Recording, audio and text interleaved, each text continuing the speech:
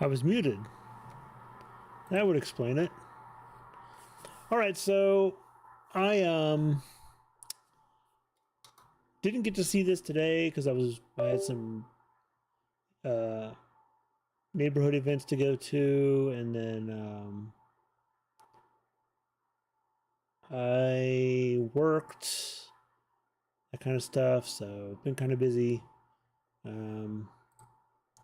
But I wanted to check this out because I've been a longtime fan of Xbox, and while I'm not happy with them nowadays, I am still interested in what they've got going on. So let's get into it. We're gonna watch the developer direct, and I'll comment on it, and you guys can, if people are in the chat, they can feel free to speak up, and we can all just see what it's like together. All right, thanks everybody. Let's get started.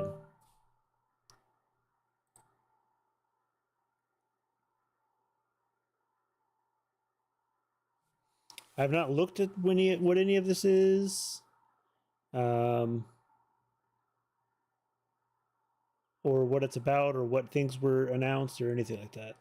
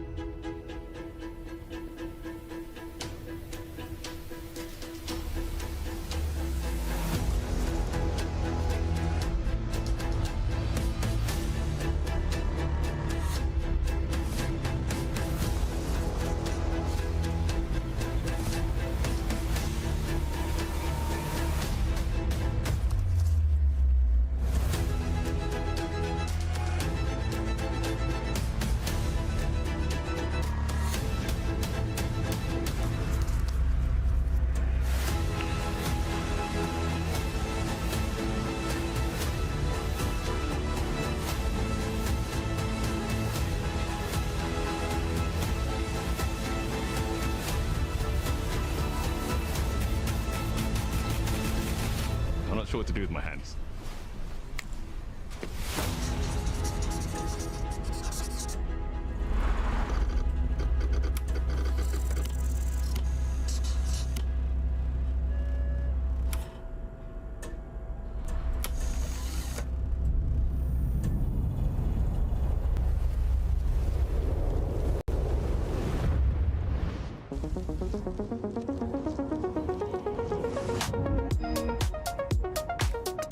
Welcome to this world-first look at Forza Horizon 6. I'm Torben Ehlert, Design Director for Forza Horizon, and I can't wait to show you what the teams at Playground Games and Turn 10 have been working on. And I'm Don Arcetta, Art Director for Forza Horizon.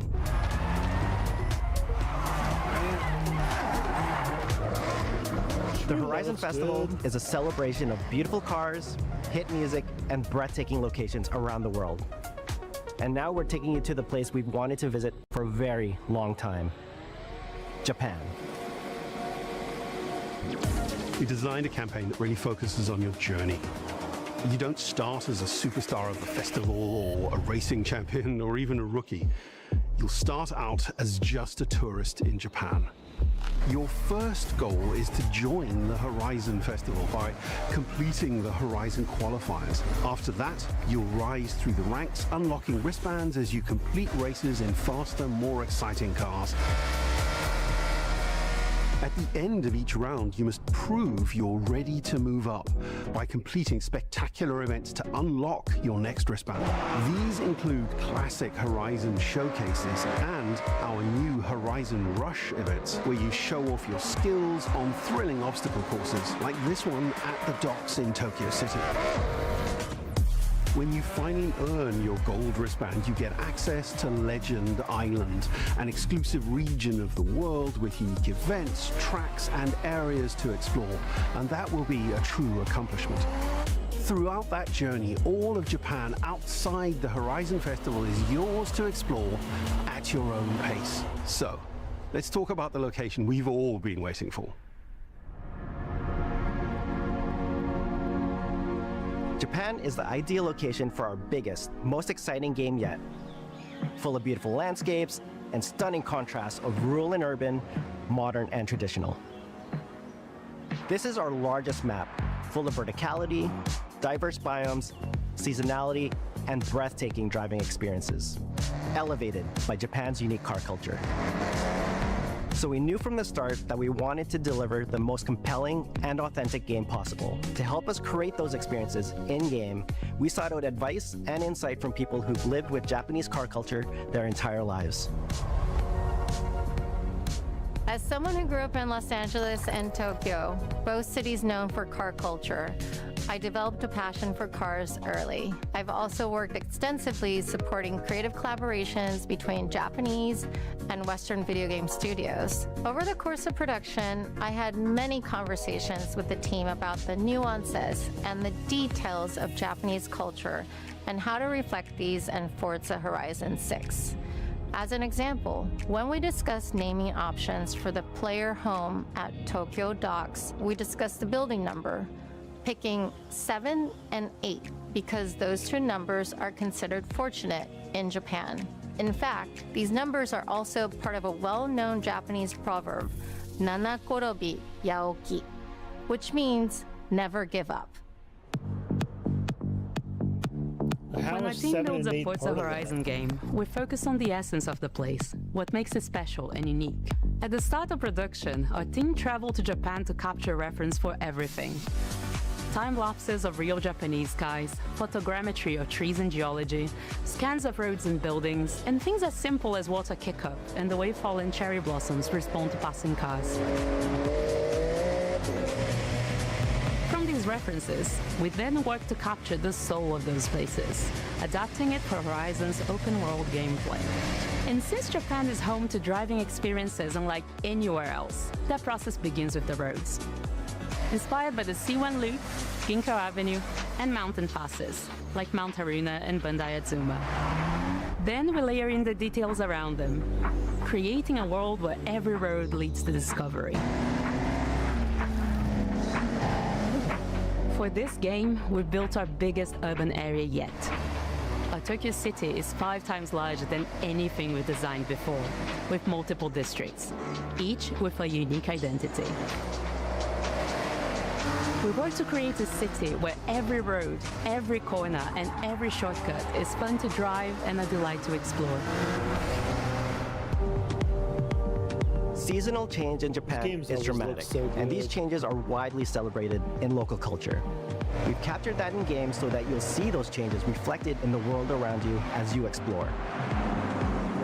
That sense of exploration is at the heart of the game. Is that really a place Everything where, you like, find on your road it trip looked in like it was Japan just is like something the for you to snow collect. was dug that Cars, houses, landmarks, way that's mascots, real. and more, all tracked in your adventure journal. Japan's car culture is one of the reasons we've been so excited for this location. And Forza Horizon 6 will feature more than 550 cars at launch. Those cars will have new body kits, new Forza Aero, and the ability to paint liveries on windows. We've also fully overhauled our roster to be better balanced across all performance classes, from D to our new top-end R-Class for track-focused cars.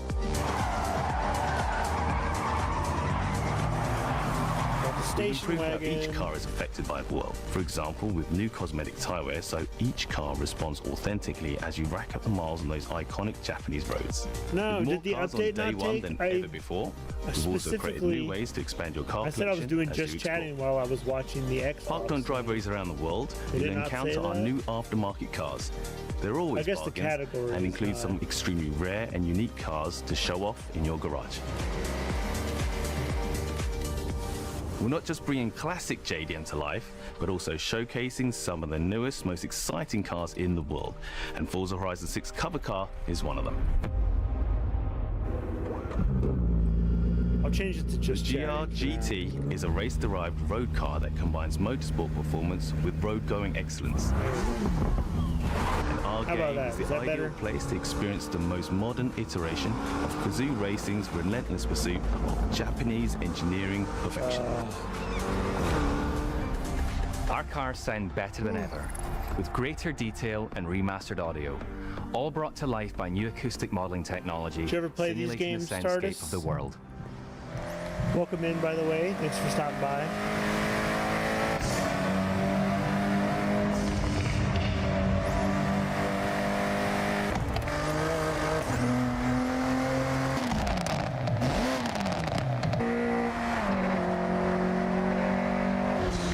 Yeah, man, these games are so fun. Music is a huge I don't part of the generally, Horizon like, Festival, and we're curating care much a about diverse cars. track Like list in for real around the life, world, like I don't including have a exciting fancy Japanese car or anything. artists. Both of So our you can cars, choose we've your got a perfect van soundtrack, whether and a racing, sedan, cruising, or drifting. and one of And to them complement the is visual contrast of our map, 22 we've years captured old, extensive field the recordings sedan, across and all the 4 van seasons is in 20 Japan, years old. creating a rich and like, truly we- authentic world for you to We're not experience. like car people. If it In works Forza and is Horizon 6, you'll functional, have that's new what I care ways to about. shape that world. But with having said all features that, let you make a I life do for enjoy yourself in racing Japan. games. Our And new I do customizable care about garages like are the the cars perfect in place these to do that. games. You'll find one of these at every player they are house, fun, so- big enough for multiple cars, where you can freely Yeah, but decorate the IRL, entire like, space. And when we you're done, actually- you can invite your friends over to see what you've built. We're actually going to have to buy But the new ultimate cars place to soon. express your creativity. And by is new, I the mean estate. like new to us. This mountain valley starts off Like, they'll probably completely still be, empty and like, overgrown, but 10 once years you old. unlock it, you can build and decorate directly. like, I don't care in the about, open like, world here. auto Anything you parking construct or is any of that kind permanent of and stuff. visitable by your friends. Like, Our it doesn't need teams all the are bells and fully whistles for committed me. to Forza Horizon being the open world. No, you're driving definitely game right. for They are everyone. way too expensive. We'll be carrying forward and talk all about, of our like, accessibility trying to features buy a from minivan? previous games. Bro. We'll also be adding in new Those things are options like 40K proximity just radar for starting. competitive players and auto drive for players who want to lean back. They and really appreciate the get world you. in motion. Our major new accessibility feature is customizable high contrast mode, making the open world of Japan visually accessible to everyone. No matter how you and your friends play, you can customize Forza Horizon 6 so you can play together. That's cool. Japan is world-renowned for its car meets, like Daikoku, and inspired by these experiences, Forza Horizon 6 will include new open-world car meets. These are places where you can show Yeah. off your cars and characters, Yeah, download tunes used and cars liveries, are and crazy even buy a too. copy of the cars you see.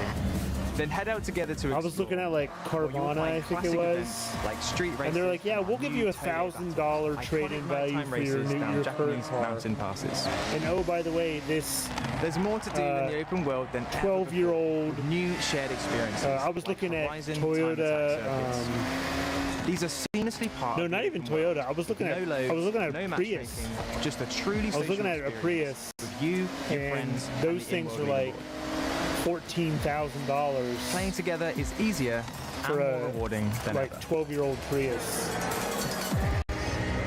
Forza fans are incredibly I was like, you creative, gotta be kidding me. making everything from liveries to race events and scenic locations to explore. To support your creativity, we've added the ability to start building from anywhere, as Oh, well this as is loads cool. of other player-requested improvements, all of which are also available in the estate and the customizable garage. They just We let you also build know your you own love stuff. to collaborate, so in Forza Horizon 6, we're making building fully multiplayer. In Horizon Collab, you and your friends can build anything you can imagine Oh, together. that's kind of cool. You guys can build it together. From everyone here at Playground Games, Man, and I wish I Turn was 10 a game Studios, we dev. hope you've enjoyed this first look at gotta be some so of the cool. new features we've been working on, and that you're as excited as we are for the game. We'll be launching on Xbox and PC on the Like 19th of May. my job's. If you're I a like Forza my fan job, on but PlayStation, it's we'll be not welcoming cool you or to Japan fun, you know later what I this mean? year Like- when our PlayStation version is Like ready. sure, like maybe For like now, though, I stay stop and tuned for more attack or updates something. about the and that's game over the coming cool, months. And but thanks for joining us. We can't wait to see you in it's Forza not as Horizon 6 it's not as glamorous, as we right? discover It's not Japan as, like, together. exciting. And then there's no one like Becky who works in accounting. Doesn't know who I am, first of all, and second of all, doesn't care that I saved her from a phishing attempt or whatever. Like, they only ever pay attention when we do something that they don't like. Like, oh, I gotta reset my password again? Oh, I hate security. Like, that's the only time. Oh my god, what is this? It's a Gundam? Is that a Gundam or a Transformer? That's crazy. May 19th, nice. I love Forza Horizon, man.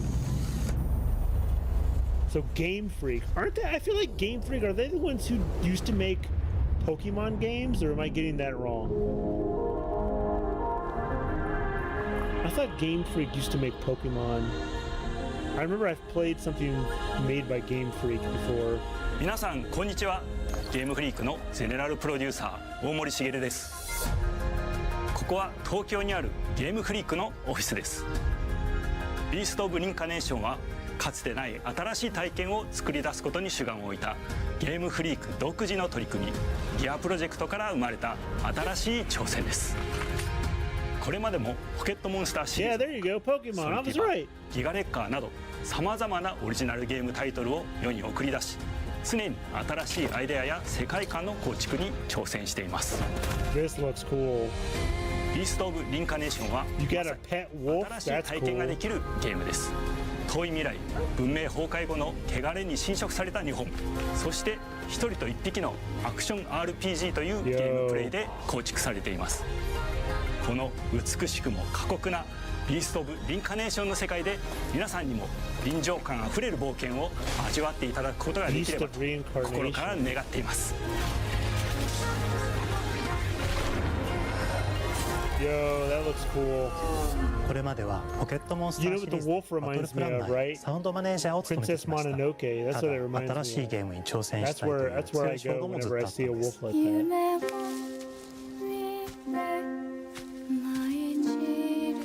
Oh, look, he's hurt.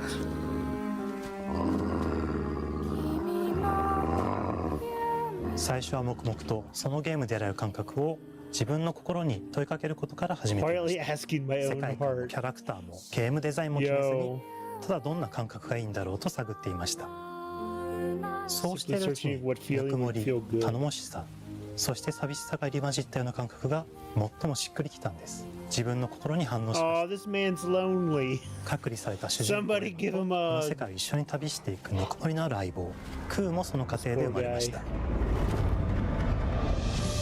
福島からビースト・オブ・リンカネーションのコンセプトを聞いてとても興味を惹かれすぐに参加しようと心に決めました長年ゲームフリークではポケットモンスターシリーズを通じて生き物やパートナーを描いてまいりましたしかし今回のプロジェクトでは過酷な世界を相棒と共に旅をするという体験を目指しています汚れと呼ばれる寄生植物が蔓延している世界がかつての文明の背景を覆い尽くすほどまでに植物が生い茂った過酷な環境となっておりダイナミックな移動が要求されますこのような経緯で血を吐いて自由に操ることもできる鶴のような髪をエマの能力にすることになりプロ Vine トタイ like プも hair. 出来上がってきました That's そしてそれがエマという人物のバックグラウンドとキャラクターデザイン Oh, yeah, を it is. 形作っていったんです She somehow like became one with the blight. That's これまで crazy. ゲームフリークは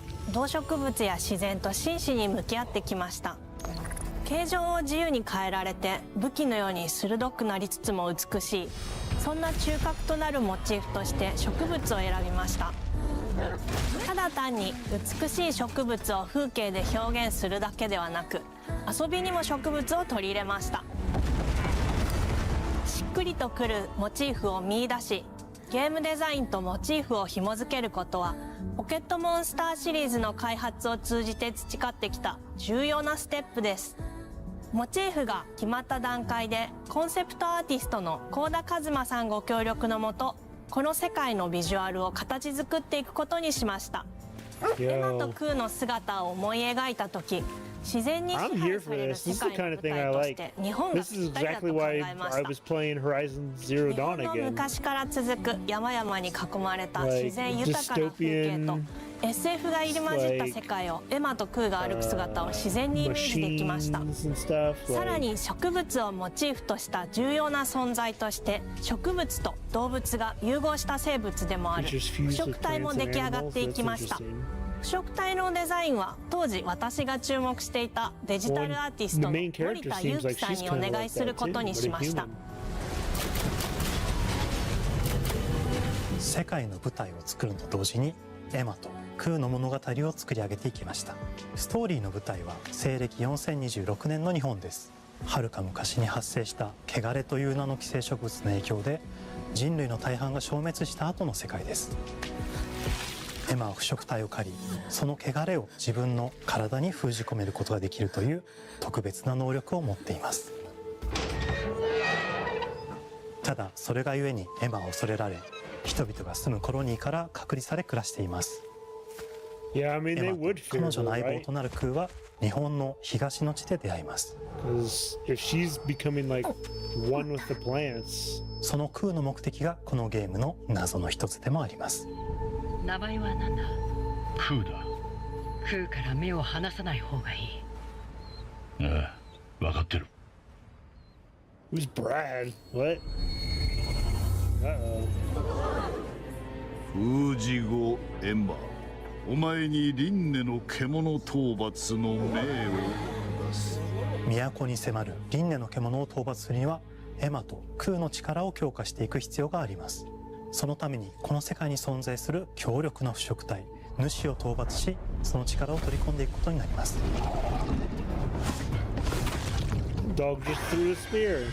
汚れを封じることができるエマにしかできない特別な役目です。腐食体はこの世界の F の対象であり、最も象徴的な存在です。汚れに寄生されて巨大化していった生物たちです。エマとクーが戦う強力な敵です。腐食体は汚れを吐き、その巨体で世界を蹂躙してきました。腐食体の中でもひときわ大きい主と呼ばれる存在は植物を操り、自身の支配地域に汚れの森を呼び出します。汚れの森に入ると周囲の環境がガラッと変わります。手強い腐食体が襲いかかり、プレイヤーの行く手を阻むのです。そしてこの世界にはゴーレムというもう一つの勢力があります。ゴーレムは過酷な世界を生き残るため、かつての人間が魂を機械の体に転送した姿です。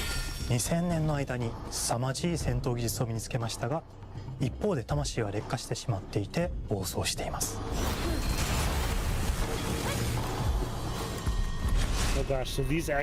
エマとクーはさまざまな人物と出会います。長い旅をサポートするブラッド、カグラであったり、あとはクナイというエマと同じように腐食体を連れた剣士とも巡り合います。とどめはきちんとさせる。エマとクーは同じく汚れの力を宿していて、互いにその力を影響させ合いながら戦います。例えばエマが敵の動きを見極め攻撃を受け流すと、クーに力がたまり開花技という強力な効果を持った技を発動できます。そして開花技を放てば、さらに次のアクションの選択肢に幅が広がります。例えばある開花技を使うと、エマは彼岸花の大輪を咲かせて、その大輪に跳躍して兜割りを行うことができます。また別の開花技を使えば敵を縛り、エマの強力な闘技を敵に叩き込むことができます。開花技の選択中は時間がスローになり、考える時間が生まれます。ターンベースの RPG コマンドのように考えることになります。スキルを磨くほどにエマとクーの連携は研ぎ澄まされていきます。互いに補い合う関係で2人は常につながっているんです。エマとクーにはそれぞれスキルツリーがあり、エマが行動すればクーに影響を与え、クーが行動すればエマに影響が与えられるようにしました。またエマとクーの親密度が上昇するにつれて装備できるスキルも多くなります。様々なスキルを組み合わせることで独自のプレイスタイルを作っていくことができるんです。さらにエマとクーを結びつける霊秘石や、エマが受け流しを行った際に発動する刀の効果を重ねていくことなどで、より奥深い戦闘ができるようになっています。遠距離だけで戦う人もいれば、ステルスだけで戦う人もいますし、常にエマで戦闘を仕掛ける人もいれば、空を先行させて戦わせる人もいます。エマと空でどのような装備でどのような霊奇跡と組み合わせて戦うのか、プレイヤーの皆さん次第です。皆さんがどんな意外な組み合わせを生み出すのか、今からとても楽しみです。遥か昔に汚れに追い尽くされた美しくも過酷な新たな世界。企画構想から6年間、私たちはこの世界に数えきれない秘密や奥深い魅力を散りばめることに全力を注いできました。 Seems really cool. 全てのプレイヤーの皆さんにビースト・オブ・リンカネーションの世界を体験していただける日が待ちきれません。本作は今年の夏 XBOX、PC、そしてプレイステーションでリリースされます。さらにビースト・オブ・リンカネーションは発売初日から XBOX ゲームパスでプレイ可能です。ぜひウィッシュリストにご登録ください。ゲームフリークが挑む渾身の新作、どうぞご期待ください。 That's cool.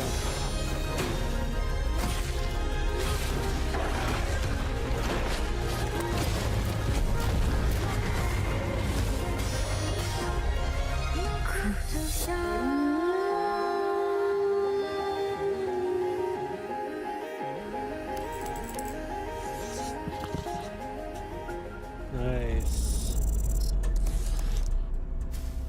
Oh, now we got Fable. Oh, wait, is this?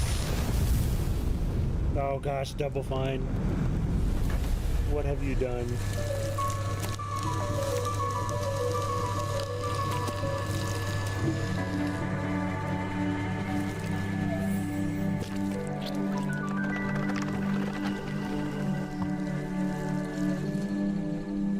Oh, hello. I'm Tim Schafer, founder and studio head of Double Fine Productions. And this is Elizabeth Larkin, senior tools programmer and junior in-house ceramicist. At Double Fine, we try to take a little time every so often and create quick game prototypes. Anyone in the company can pitch a game idea, and we have a vote on which ones we want to try to make.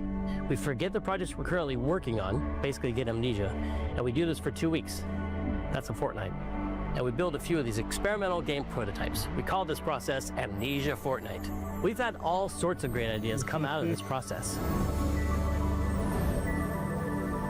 It's just like this clay. With a little bit of pressure and creativity, something interesting is created that wasn't there before. Our next game came out of Amnesia Fortnight. It's all about encouraging you to create with others, and then use what you create to destroy each other.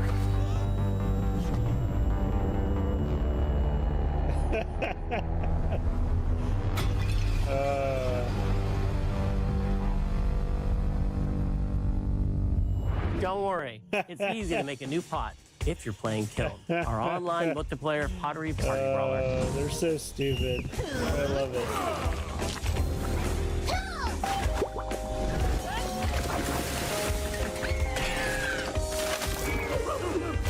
What?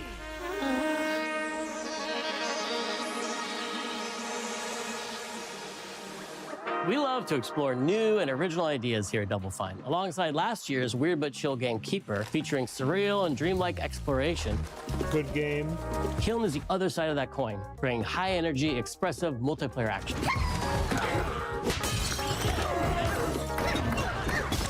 You'll get a chance today to see how we're continuing to foster our spirit of creativity with this next game. Derek Brand spearheaded this pitch, and he's here today to talk about this fully realized Double Fine experience he's leading with his team. Kiln is a multiplayer party brawler, and it's just as much about the act of trading with your friends as it is fast-paced competitive destruction.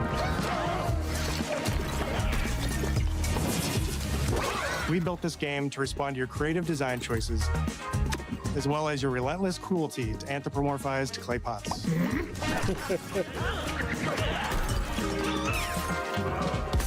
I've spent my career as a concept artist, focused on coming up with unique characters and environments at Double Fine. But I also play a lot of action titles, which got me wondering, what would a game look like that included not just the cathartic element of destruction and action, but the equally cathartic act of creation I was familiar with as an artist? I stumbled on the answer one day: what better solution than a pottery wheel? We wanted to give players the ability to create characters out of any shape and to make sure that what you make has a charming, animated personality. You start off as a little helpless naked spirit. You're not capable of much in this state. Thankfully, you are capable of manipulating clay, and a pottery wheel is the perfect place for the creation of a new body. And when it comes time for destruction, those shapes needed to translate into capable fighters. Pots that can compete in challenges in a way that only pots can. Our game mode, Quench, brings all of that together in a 4v4 combat party atmosphere. You and your friends need to balance your pot's shape and abilities with its capacity for carrying water into enemy territory. Here, you'll navigate through the environment with your team's unique creations. Avoid or destroy incoming enemy warriors. And of course, fill your pot up with water to ultimately douse the enemy's kiln and win the game. Got him once. Now keep at it.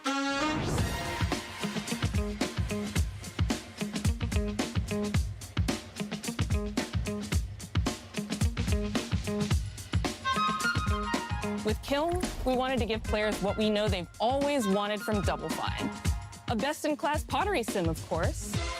With this strange concept came lots of design challenges, though, because it's a game about pots that have to transform into bespoke ceramic warriors.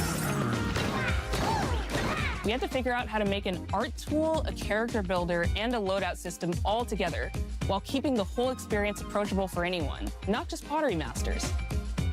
After many iterations balancing simulation with arcade-like simplicity, we landed on a design that lets you feel like a master potter who can easily make any pottery shape you could dream of, even if you've never seen a potter's wheel. It's weirdly satisfying. We've carefully married the clay technology with the behavior of the sculpting tools and controls to make sure anyone can pick it up in seconds. Refine it with sponges, shapers, and straight edge tools to get specific and make it yours. As you sculpt, you'll notice the game recognizing the different shapes you've made. It'll automatically detect when you're shaping things like cups, vases, bowls, and many more. So that means we had to ask ourselves, if I was a vase, and this vase that I just made was now my body, what can I, as a vase, do?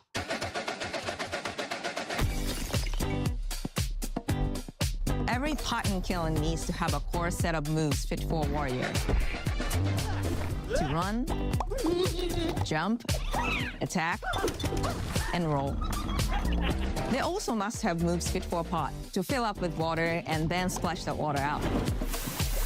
Each shape has its own unique way of performing these moves. And because your shape matters, the animation team has taken on the challenge of bringing those different pot shapes to life in surprising ways. In addition to these core moves, each shape also has its own special attack, which we push to be the most fun and over-the-top moments in the game. Cups popping popcorn, bottles turning into swords, jugs blaring like megaphones, plates flinging pies. Everyone's shape is doing something different and exciting.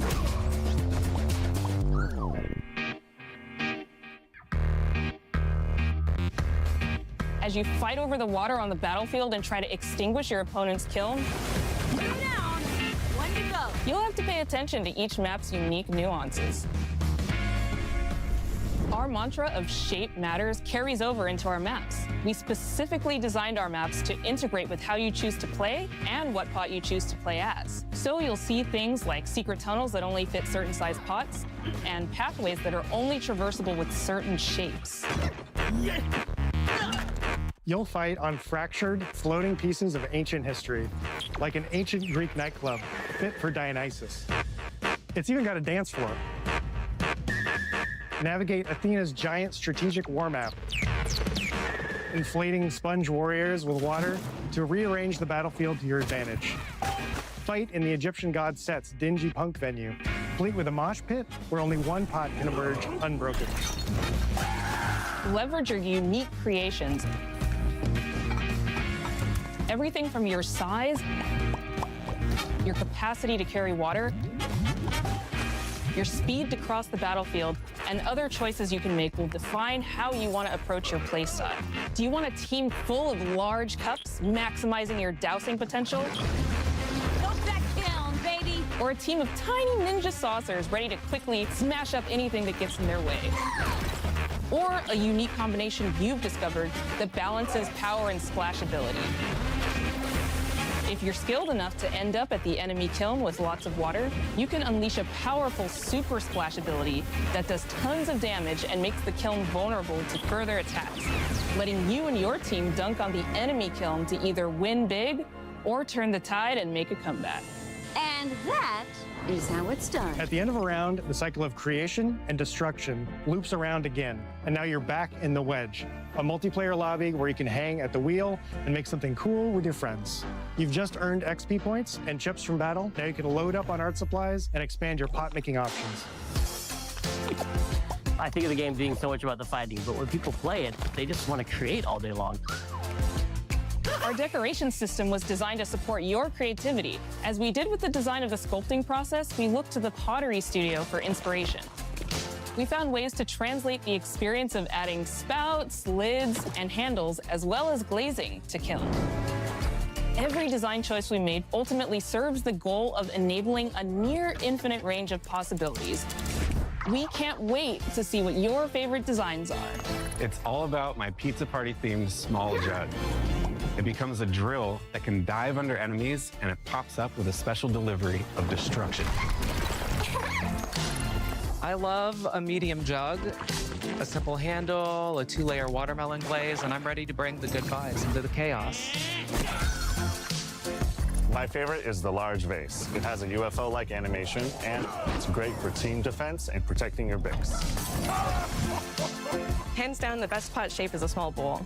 It's perfect for sneaking past enemies. Plus, its ice cream theme special is so cute. One of my favorite warrior pots has to be the medium base. It's decently fast for invading enemy players and matches. The decorations really make it shine. A curved elbow spout, cupid's handle, some spiked charms with a rainbow glaze, and one butt sticker. You can't go wrong with butt stickers. My favorite pots? Can't go Use wrong the with butt absolute stickers. most material possible to make the biggest pots possible. I call it tiny. Whichever pot you decide to create, whether you're a budding artist or a seasoned gamer, you'll be fulfilling your pottery power fantasies when Kiln launches in spring 2026 on Xbox, PlayStation, and PC. This is just the beginning of the pottery party as we bring regular updates throughout the year with expanded decorations, new activities and game modes, and much more. Creating is more fun together, and we'd love your help sculpting this experience. Be on the lookout to throw down with fellow Double Fine fans and join the Double Fine Action Insiders for an even earlier look and a chance to play in our closed beta very soon. You want me to say it 5 times? That's mean. Am I supposed to? Okay. This game is called Kiln, an online multiplayer party brawler, online multiplayer party brawler. I'll never do it twice. Okay, I can do it again. Online multiplayer party brawler. It's getting better. Online multiplayer pottery party brawler. You did it, finally. Ship it. Oh, that's cool. Okay, now we're going to Fable. I love Fable. My wife and I used to play those games all the time. Chicken chaser. Hi, welcome to Playground Games, where I'm thrilled to share our very first deep dive into a game we've been making here for a really, really long time. Fable.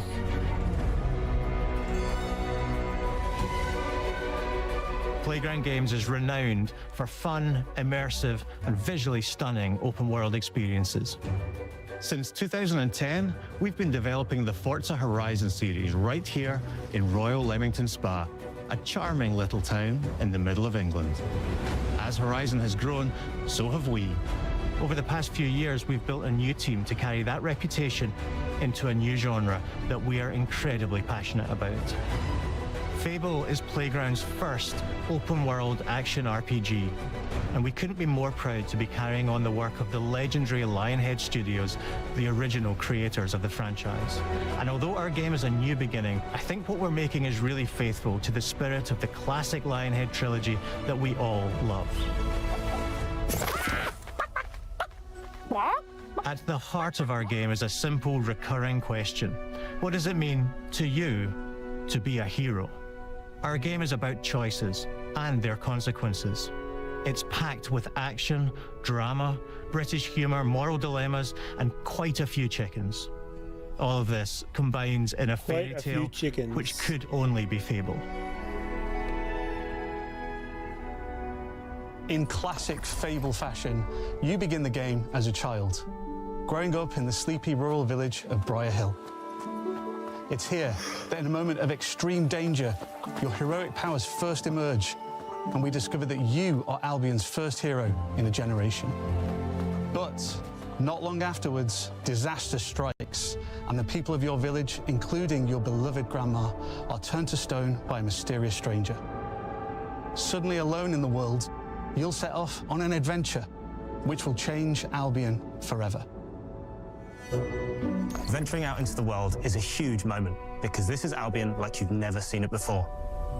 Idyllic rolling hills, magical forests, bustling villages, sleepy hamlets, oversized vegetable patches, and stunning vistas. And because our Albion is truly open world, for the first time, you'll be able to explore this rich and detailed world seamlessly, with the freedom to go where you want from early in the game. We can't wait to welcome you back to Albion's iconic capital city, Bowerstone. Home to Fairfax Castle, the Old Clock Tower, and the legendary Heroes Guild. It's a huge city, full of contrasts. Rich and poor, nobles and commoners, royalty and criminals. You'll spend plenty of time here during the game as you discover the secrets of the Heroes Guild and its reclusive guildmaster, Humphrey the Golden. In the north of Albion, you'll find mountains, craggy coastlines, spooky marshes, and the bleak, windswept city of Bloodstone. Here, you'll meet the leaders of two rival gangs, vying for power, and uncover the secrets of the sinister but extremely well-organized Cult of Shadows. Our Albion is beautiful, handcrafted, and richly detailed. In Albion, heroes are special, different. They're stronger than regular people. They're more skillful, more charismatic. More importantly, they're those rare humans who can harness and use magic in the world around them. They have the power to do what they want. And so do you. In our game, we want you to play as the hero you want to be. And that starts with being able to choose how your hero character looks. So, in Fable, you'll be able to pick from a range of different character heads and customize your clothing, hair, skin tone, tattoos, and scars. So the hero you play represents you. But as well as your appearance, you can be the hero you want to be through the way you play, through the skills and abilities you learn, and through the weapons you use. Just like the classic trilogy, heroes in our game fight with a combination of strength, skill, and will. Seamlessly blending melee and ranged weapons with magical abilities gives us style-weaving combat. Allowing you to show off your personal playstyle against single opponents and large groups of enemies alike. Melee is at the heart of our close quarters combat. You'll use light and heavy combos, often knocking enemies off balance and executing stylish finishers. Swap to your ranged weapon to bypass enemy guard and deal with troublesome flying enemies. And of course, you'll be able to unleash your powerful spells to both manipulate and devastate your opponents. We're excited to be bringing back some fan-favorite adversaries for you to fight.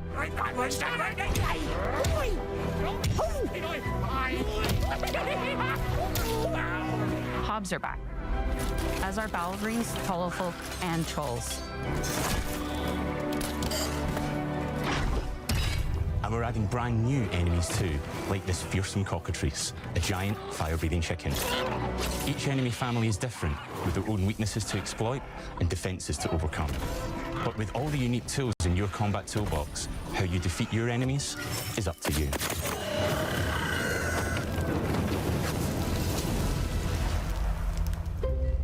But there's more to being a hero in Albion than fighting, so much more. When we talk to people about their favorite memories of the original games, so many of their stories were about the stuff you can do when you weren't just being a hero. The normal, everyday stuff which happened when you interacted with the people of Albion. For me, what I remember most vividly are the inhabitants of Albion and the things you can do with them, or to them. The crazy thing about the classic Fable games was that in the middle of a sprawling RPG was almost a complete other game where you could just mess around with the villagers and townsfolk. And we've built that same experience in the middle of our game too. Buying a house, getting a job, making some money. Romancing a villager, getting married, having kids. Fancy a date? Perfect. You can get to know me better. Buying another house. Buying every house in Albion. Buying every business in Albion. Getting rich. Marrying a bunch more people. Having a bunch more kids. Probably getting divorced along the way for good measure. And this game within a game is unique to Fable. It's systemic, interconnected, and you see the ripple effects of the things you do everywhere you go. And all of this revolves around the people who live in Albion, who we call the living population. There are more than 1,000 of them, and every single one is unique. Each of them has a name, a role, a daily routine, and their own personality. You could follow any one of them for a day and just watch them live their life.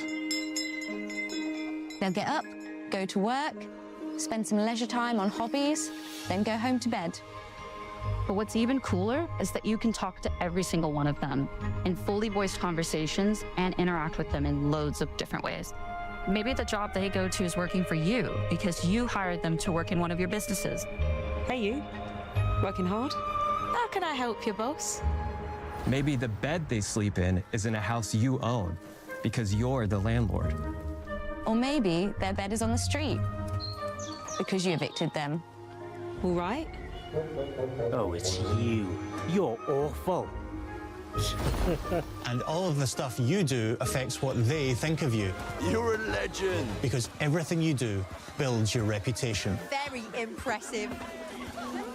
Now that's an hero right there. Morality has always been super important to Fable. That tension between good and evil underpinned all of the original games. And morality is central to our game too. But we have a slightly different take on it. Yeah, there you go, Chicken Chaser. For us, morality isn't black and white. There are lots of grey areas. And importantly, morality is subjective. No two people see things exactly the same way. And that's how it works in our game too. 850,000, wow. Everything you do earns you a reputation. And every person in Albion will have a different reaction to you as a result. Hello there. Yeah, we get it. You're rich. They'll remember things you did directly to them, they'll love you or hate you for the choices you make, and they will always tell you why. Although, usually from a safe distance. Our game will never judge you, but the people of Albion will, loudly. Loudly. Imbecile. Your reputation is created by the choices you make, and you are going to make a lot of them. Big choices, little choices, moral choices, and some choices that will actually change the landscape of Albion for the rest of your game. We call this idea, your choices change the world. Let's give you an example. Early in the game, you'll meet a character named Dave, an egotistical gardener in a rural village who discovers a magical growth formula. He accidentally turns himself into a giant and becomes a big problem. It'll be your job to deal with him, and ultimately it will be your choice whether to kill him or to spare him. If you kill him, his giant corpse will lie on the farmland just outside of town for the rest of the game. And that is going to affect house prices. It will also affect what a lot of the villagers think about you. Especially Dave's sister. In Fable, the choices you make will define you. What does being a hero mean to you? I'm so excited for this At game. Playground Games, we've built a pedigree for beautiful, immersive, open-world experiences. Yes, they've typically involved sports cars, but this is a passion project for all of us here. Every member of this team, which we've built from scratch, has two key things in common: a deep love for the franchise and a burning desire to bring it back. We're making this for Fable fans just like us, but also to introduce Fable to gamers who've never played the series before. It's been great to finally tell you a little about the game we're making. There'll be much more to share as we get closer to our launch. I'm excited to tell you today that Fable is coming to Xbox, PC, and PlayStation in autumn 2026. From all of us here, thanks for watching.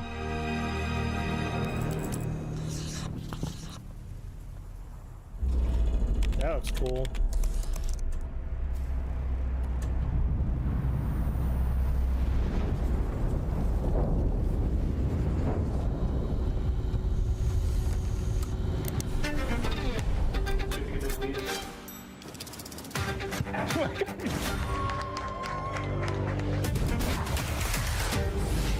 This is a multiplayer party brawler and is just as much about the act of creating with your friends as it is fast-paced competitive destruction. Japan's car culture is one of the reasons we've been so excited for this location. Forza Horizon 6 will feature more than 550 cars at launch. さまざまなスキルを組み合わせることで独自のプレイスタイルを作っていくことができるんです。 You can be the hero you want to be through the way you play, through the skills and abilities you learn, and through the weapons you use.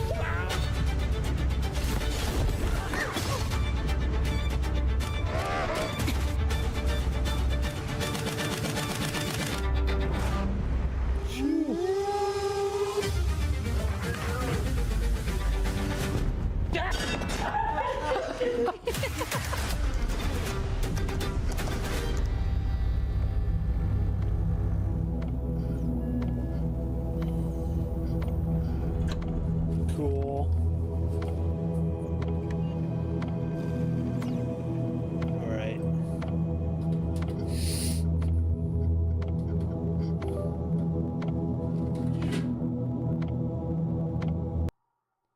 That is cool. Love that.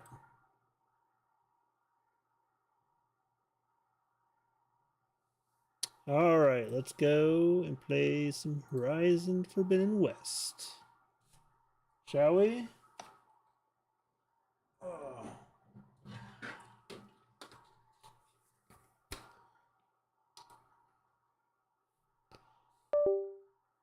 right.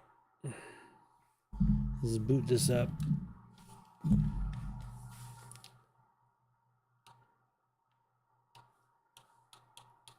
Oh yeah, turn off Discord. Discord is so annoying. Oh, give me a second. Real quick, I'm gonna put it on intermission for a second. After I change the title. Change the title.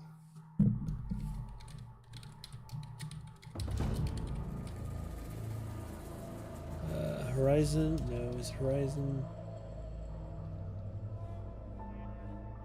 Forbidden West. There we go. Alright.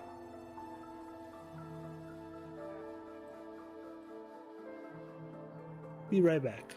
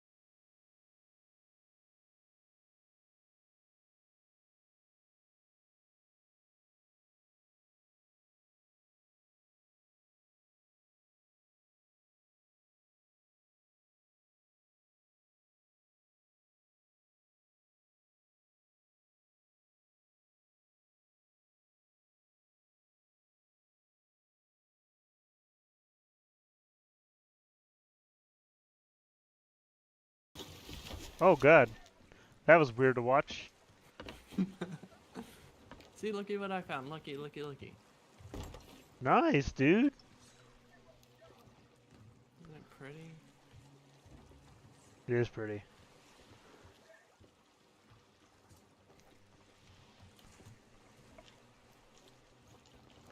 Pretty cool.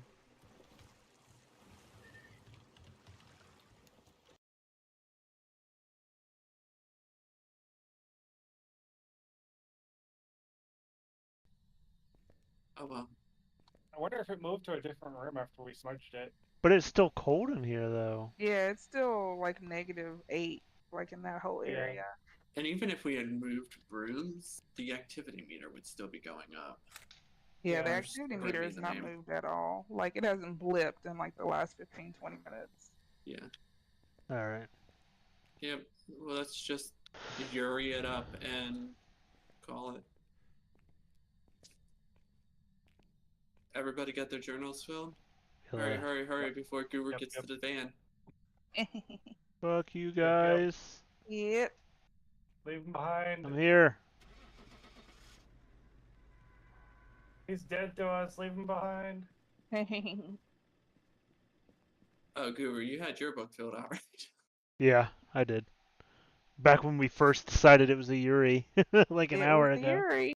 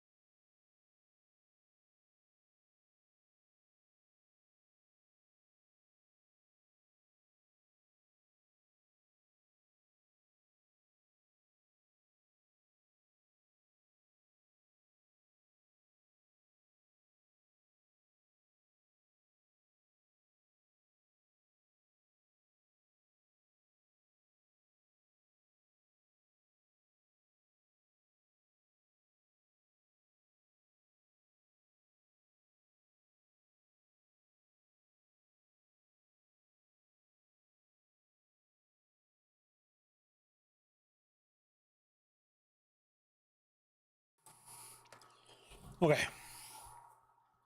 I'm back. I've been having a rough day today.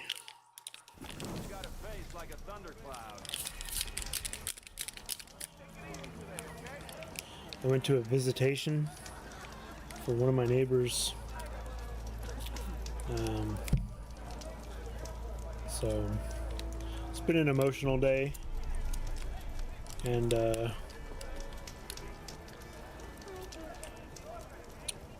don't know,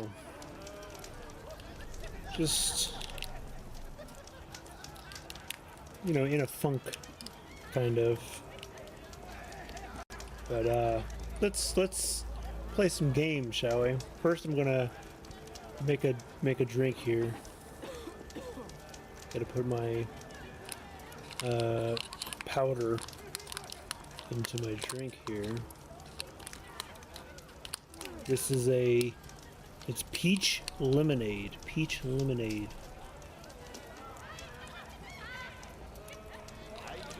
It's like pretty good if you've ever had it. We got that, and I went and I got a little cookie. The more you say it, the more wrong it sounds. Oh, hey, I haven't seen you around before. I don't think.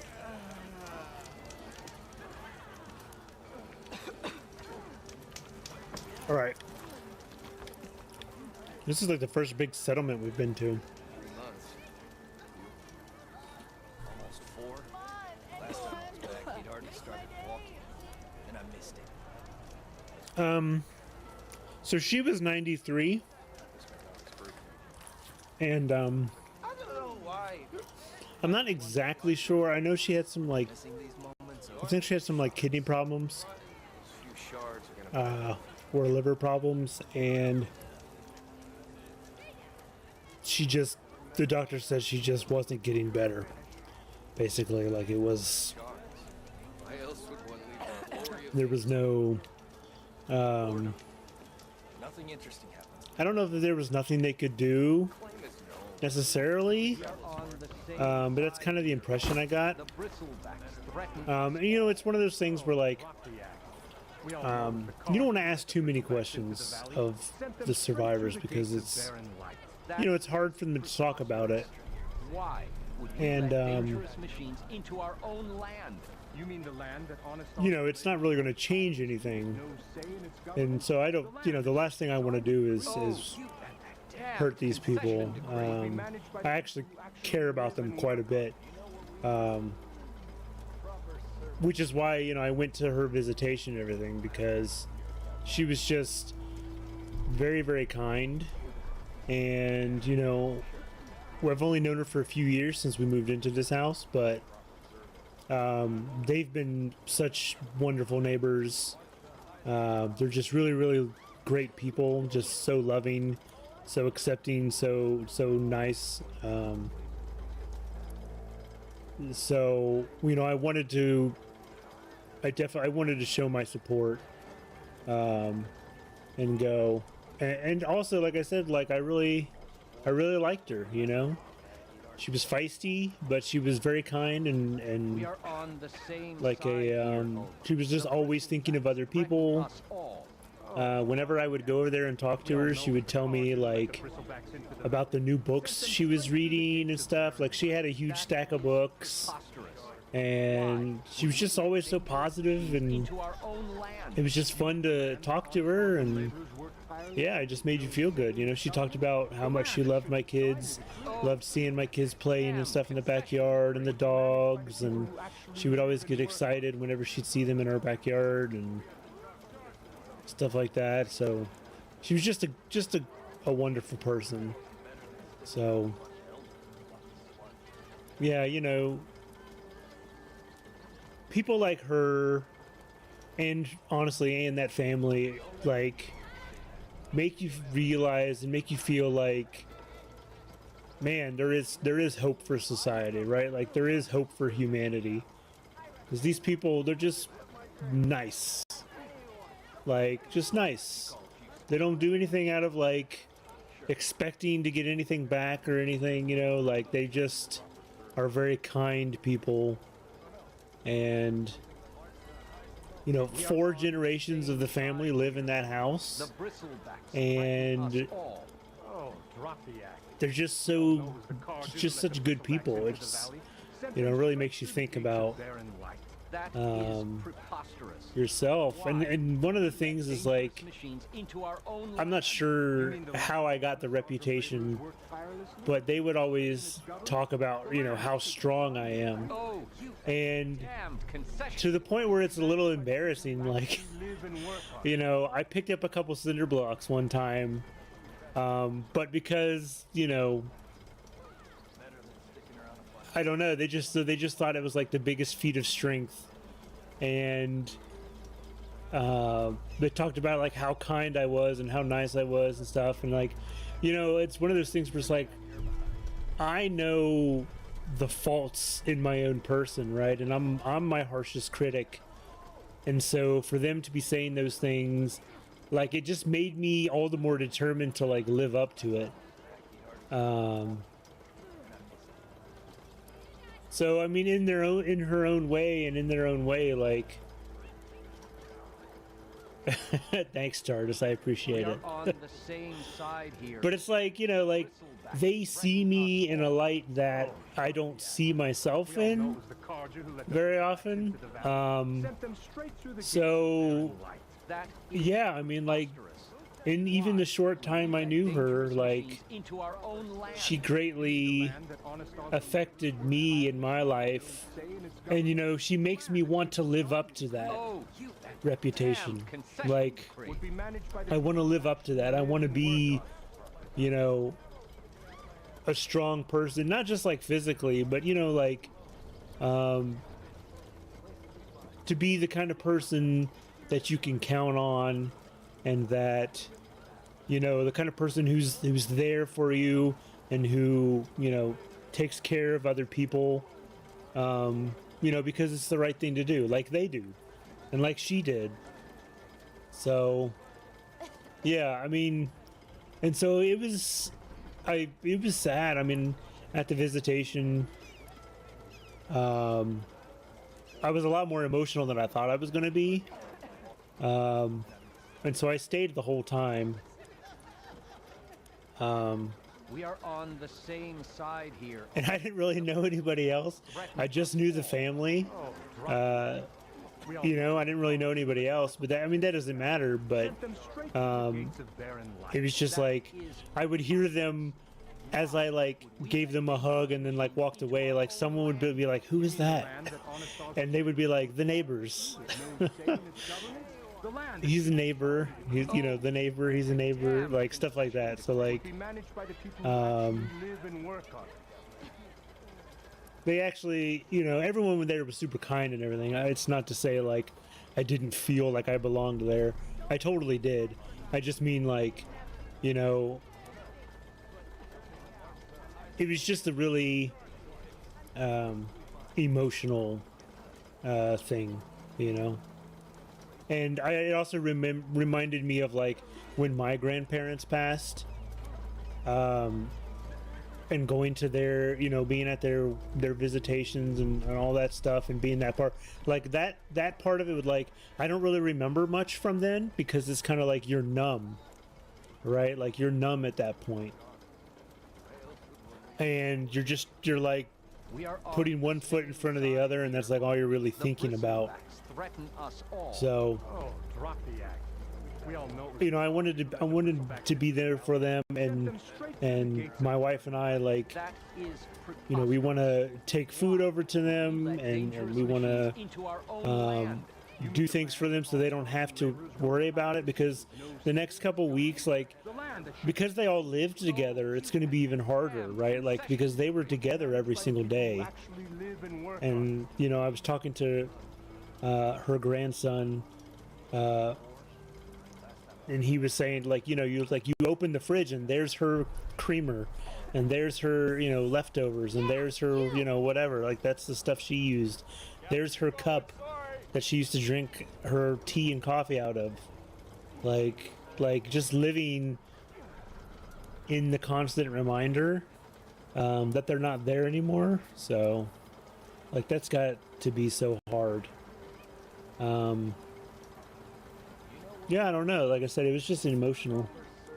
But you know, y'all wanna see me kill dinosaur robots. Do you want, Alvant, some right? kind of payment? My dear magistrate, you think I can be bought? If you want that whistle blown, all you have to do is have your soldiers remove the bristlebacks and sign the concession decree. Face it, what other choice do you have? Hi. Savior, what auspicious timing. Might I like we Aloy's discuss a matter attitude. of importance to the Sundom? We might. Later. Very well. I shall be waiting. We might. This guy's trying to blackmail him. So, the savior herself, Walloper of Derval, gutter of youth. Maybe. I've heard many tales of your beauty and heroics, my Thank you, Tardis. warrior. Olvent Freeholder, at your service. So, what could have dragged you away from the fine silks and wine of Meridian to this smudge of a settlement? Your saviorly attention must be needed elsewhere. I'm here for the embassy and... The embassy? Why, by the forge. I do not like this guy already. Greater gears for greater matters. Guess that means you'll be moving on. Once I've dealt with any problems around here that need my saviorly attention. Get him, Aloy. The bristlebacks, of course. She knows you're up to nothing If you good. want that embassy to take place, well, best get to it, hey? And off you go. Not so fast.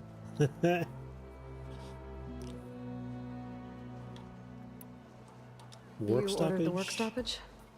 Indeed I did. We're laborers, not soldiers. Until the Karja clean up their mess and give us the fair deal we deserve, I'm not risking Osseram lives. Fair deal? You mean your concession decree? It's not my decree. It's on behalf of all the good Osseram laborers of this land who do all the backbreaking work, while only the Karja reap the rewards.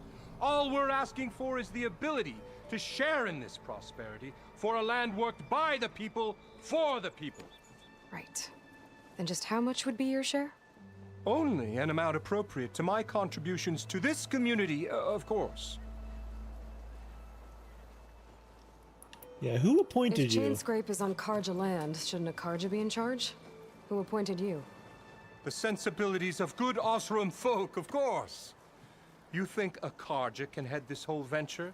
Ah! The magistrate can barely make the trek from Barren Light without losing a few screws. So you have no real authority then? People only follow you because you say so. Loudly. Anyone who has followers has Loudly. authority. I've been with Chainscrape from the beginning. I mean, I'm practically its founder, and its honest folk know I'm indispensable to its success.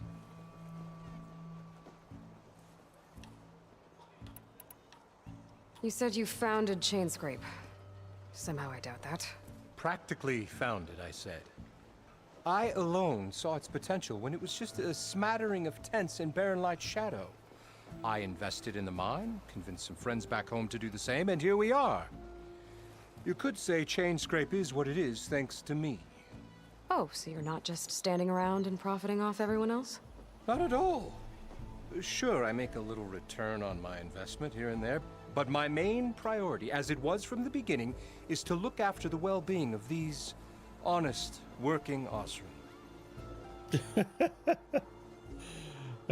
Trickle-down economics, everybody. Come on, trickle You down. seem to have a high opinion If you of the give me all magistrate. the money, I'll give some Well, back to I you, refuse you know? to play nice to Some some back. fancy-robed parchment pusher when my fellow laborers are being bullied, intimidated, and taken advantage of. How noble of you. Gosh, the facial hair in this game, I don't know what's going on with this, Born with a but hammer in hand, I was. everything else looks so Nobody handed good, me but anything or man, the dropped facial hair, opportunity into my lap. I don't know if it's something wrong with Everything my I've achieved, I've PC or done on what. my own. And where is this hammer now? The burden of Yeah, it's leadership artist. forced me to That's set how it it aside. works. The Karja risk nothing, while demanding that good Osseram gamble with their lives out there. Someone had to step up and say no more. Where's the whistle? Right in the middle of town, but with the threat out there, I'm not endangering innocent Osseram lives. I'm going to clear out the bristlebacks. And when I'm done, this valley is going to get moving. If that's what it takes. Until then, I'll keep looking after the safety of these good folk. Just be ready to blow the whistle.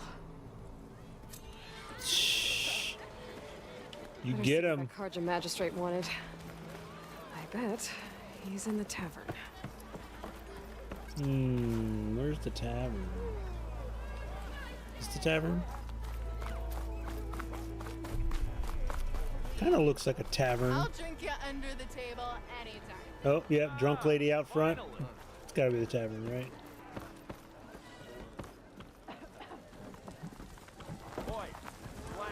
That looks like a cook.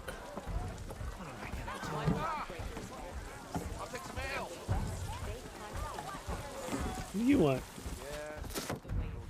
Hey, Milduff. Milduff. I took some of your stew last time I went into the wilds. Kept me going for a week. Felt like I could have put a strider in a sleeper hold. Enjoy it while it lasts. Sounds like you're serving up some impressive provisions here. Not again. You can have the discount too, but you'll have to come back later. Discount? I think you have me confused with someone else. Olvin didn't send you? No. Oh, my apologies.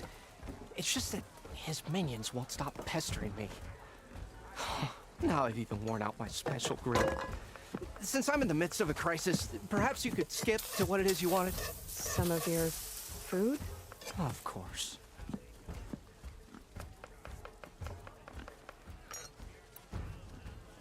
About that food. Are Ulvin's people causing you problems? Oh, yeah. They constantly demand my best, but the equipment I need to make my signature dishes isn't built for batch cooking. And don't get me started on the Ulvin discount they feel so entitled to. And if you refuse? I make meals, not trouble. How did you end up in Chainscrape? Heard about a new and upcoming town at the edge of the frontier. Where there's a town, there's a tavern. I was in need of work. So I got myself out here and started cooking. Some of these people had never tasted proper boars and berries stew before. Anyway, next thing I knew, people kept coming back. Guess they liked my food. Or the ale. Your last customer mentioned your cooking really kept him going out in the wild. Where I'm headed, I could use some of that. I would be happy to oblige, especially since you have the decency to ask pleasantly. But my special groove griddle is no more. Without it, I can't cook any of my signature dishes. I hate to think what'll happen when I'm forced to refuse Ulvin or his goons. Even if I already had the right ingredients, there's nothing I can do. Unless you can source me a temporary replacement? What do you need? For the ingredients, a few pieces of decent wild meat, and I'd say a big handful of bitter leaf stems. That'll do. As for the griddle, a corrugated metal panel might suffice until I can have a new one forged. You'd likely find one in a scrounger pile, if you follow the river to the northeast. Don't worry, I'll clean it first. You'll have no issue finding boars and bitter leaf on your way. Assuming you're as much a hunter-gatherer as your clothing suggests. Thanks, Milduff. I'll keep an eye out. So that's what gratitude sounds like. And don't let anyone push you around, okay? If you say so. Already got enough wild meat. Just need to pick some bitter leaf and grab a metal panel from a scrounger pile. All right, Aloy. I see you, girl. I'm here for it this time. Definitely. Let's see. What's that? Talk to the Karja Magistrate. Was he inside the building? What is this?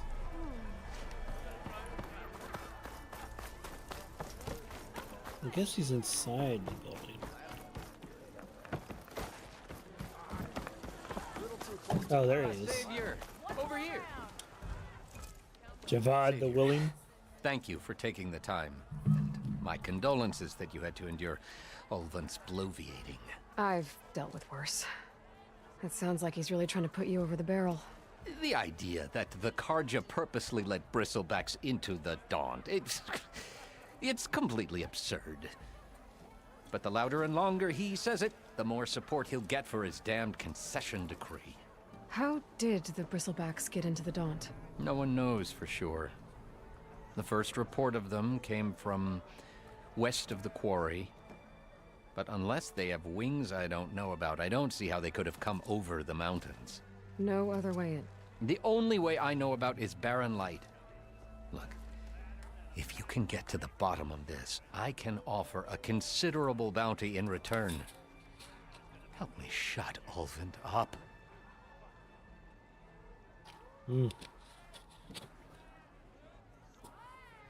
What is this concession decree that Ulvund wants? He wants the Sundom to designate portions of the Daunt as Oseram holdings.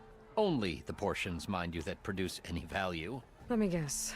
Because he stands to profit somehow? Exactly. With the Daunt under Oseram law, he could secure more investment for their numerous ventures. He can't get those investments without the concession? No. Not while there's a chance the Sundom could revoke their access. Hence, why the concession is so important to him. And why blaming the Karja for the bristlebacks, no matter how absurd, works in his favor.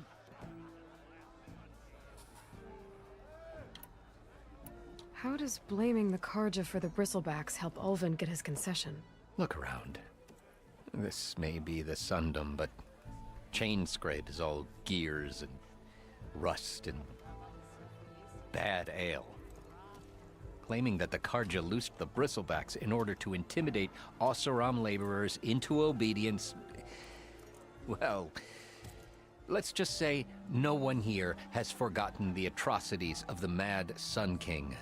And with the bristlebacks bringing work in the valley to a halt, Ulvund has plenty of time to pick at barely healed wounds.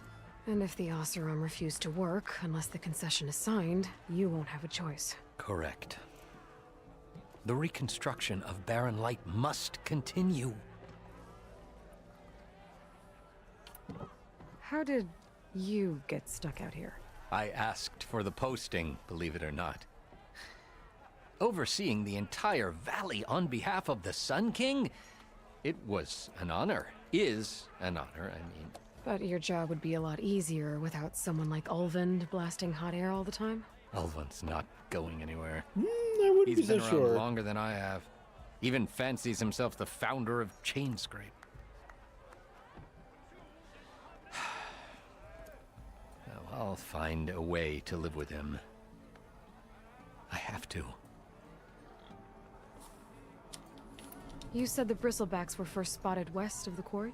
Yes, according to one terrified laborer, said the ground trembled before they came charging down the hillside. He took off and ran all the way here. Good place to start looking then.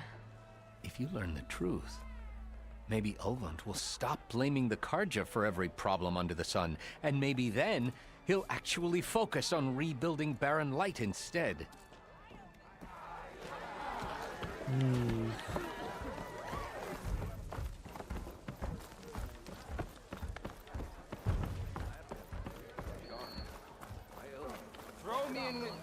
A melee pit. Okay, hello. What do you got to say? That even the Savior needs some battle practice. You wanted to speak to me? Look at this guy. Well, you know better than anyone it's a dangerous world out there, and not just against machines. Name's Odur. This here's my training pit.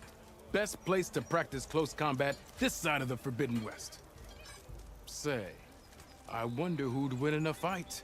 You, the Savior of Meridian, Champion of the East, or the Enduring, Master of the West. Who? The Enduring, a legendary Tenakth fighter, the Master of Masters. I've heard the Tenakth have training pits just like this one. It's how the warriors get so fierce, see? And only the very best from the pits get to train with the Enduring. So, to find the Enduring, I should look for these training pits if I'm ever out that way? You'll have to go far if you do. The Tenakth are split into 3 clans. 3 clans, 3 capitals, 3 training pits. My guess is you'd have to beat all of them if you want to train with the Enduring. If the Tenakth don't kill you on sight, that is. But that's a far spark in the wind. As for right now, I also offer challenges to test your fighting skill. Who would I be fighting exactly? You?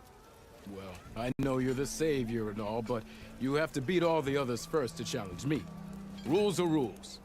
We only use dual blades and practice arrows, mind. These drunken fools would run themselves through otherwise. You'll have to leave everything but your spear and practice arrows at the gate. But I'll look after your gear, not to worry. So, what do you say? Up for some training? Sure, let's do it. That's what I like to hear. Really pissed at your close quarter fighting skills. Realize your practice melee skills.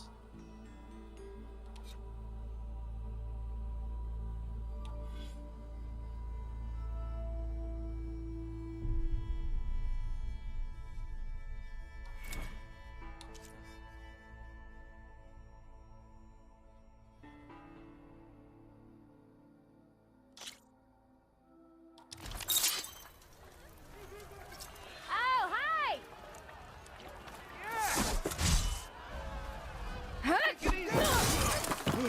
Hey, I thought you'd left by now. You think your spear can deal with that armor?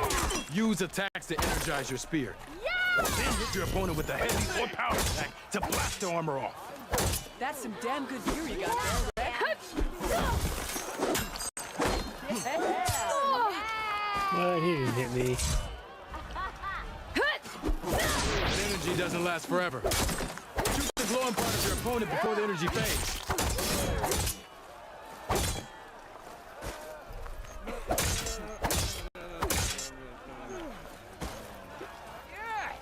Almost ready to go?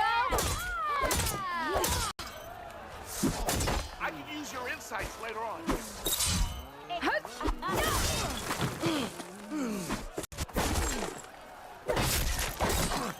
How goes it, Hammerhead? Yeah! Yes, I did. Don't pull that face off. I kind of like this weapon stuff, actually. Are you a sight for Sora? You're back. Okay, just try again. What's the problem? What? Did I not do it? What does that mean? Hang on, let me read the thing. Just keep hitting your opponent with these attacks. Combo with build up energy faster. Energize your target using E. Spears full energize. Oh, shoot the energy point blank with an arrow.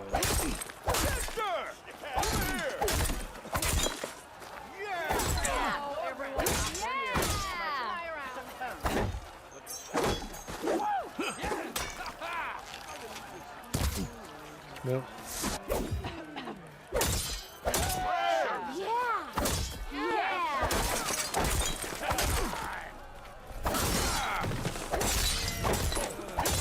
Ignoring me again? That's not it? Energy doesn't last forever. That spear can give you the edge in Oh, battle. there we go. Keep energizing it, and then your enemies. I see. Triggering those energy blasts should help you I vanquish your see. opponents. Okay.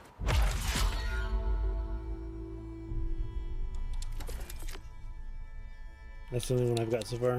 Okay. Well, there you go.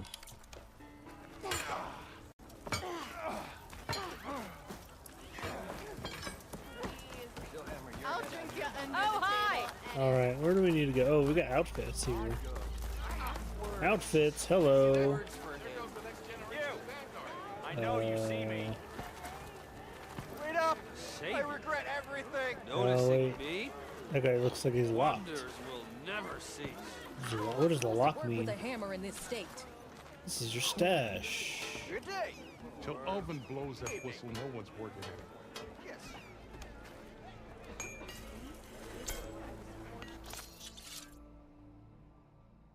Yeah, this is what's over here.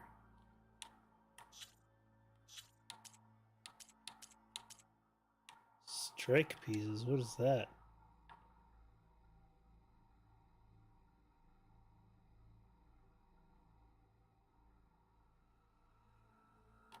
What? What? Oh, this is some outfits.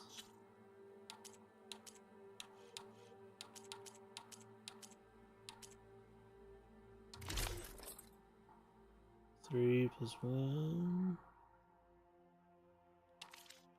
And these are my stash. Oh, that looks cool. Ooh, that also looks cool.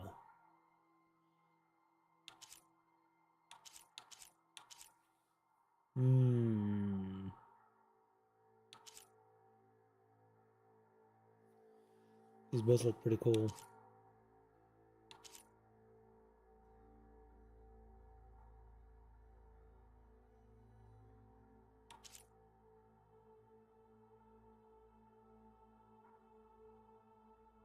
Hmm.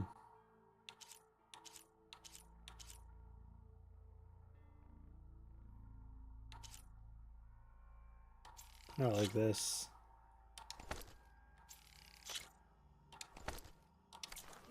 Oh, I'll be right back. 1 second.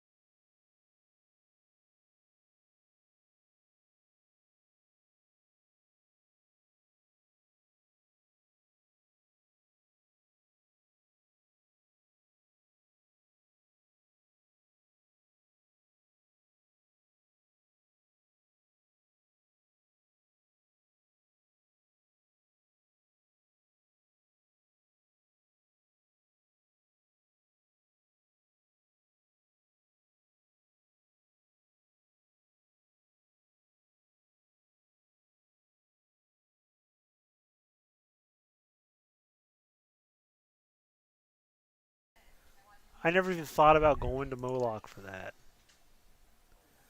Like, seriously.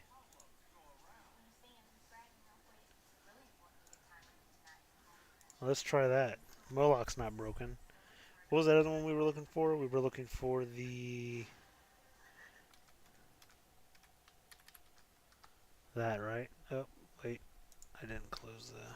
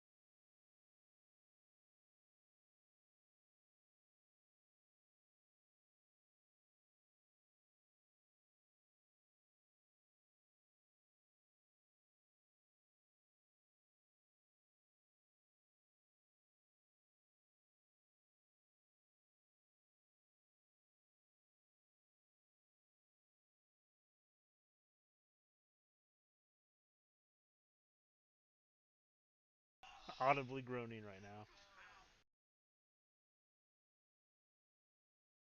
She said the other day, she said she didn't want to invade like my thing with my friends or whatever, and I was like, honestly, seriously, like, you're one half of me, so it's like, you know, like, getting to know me is getting to know you in a way.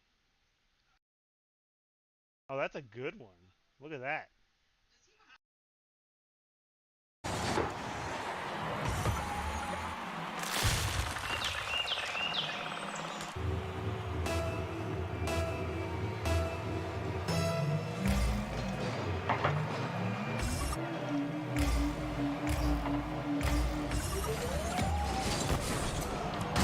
Got him again.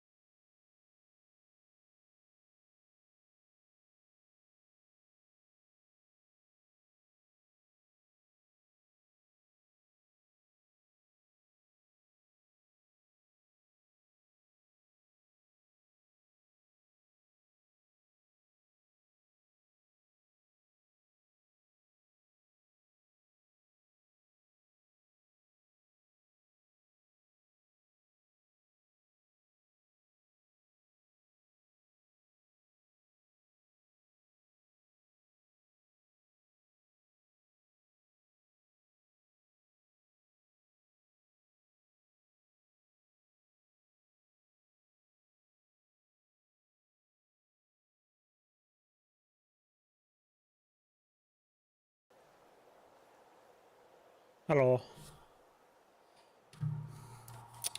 Guru Gal just got home from shopping, so I went to go help her get the stuff out of the car and everything. Alright, let's change our gear here. Outfits. +1 medicine, +1 concentration region.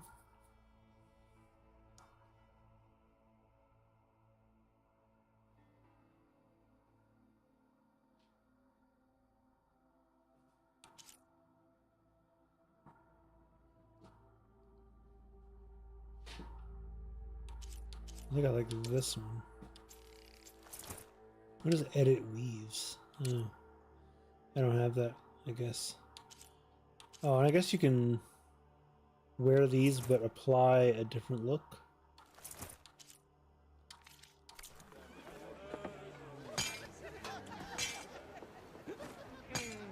Cool.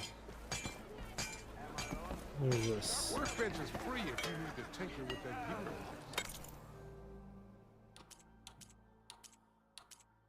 Outfit upgrades, okay. Increases resistances.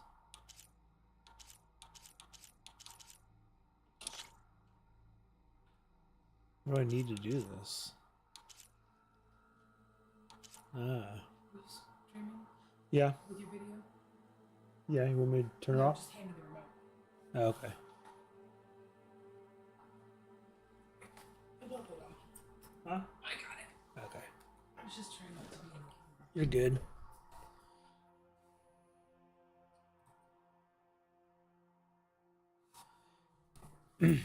That's annoying. I don't know how to fix that because it like the clip stopping, like it does that, like this is an 18+ stream or whatever, and you have to like okay it. Really weird. I'll have to look into that. Maybe there's a way around it. Let's see. Yeah, we'll upgrade.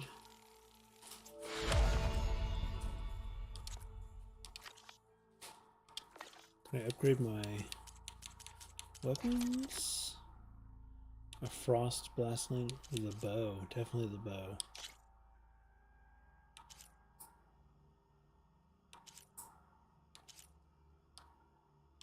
Okay, let's do this one.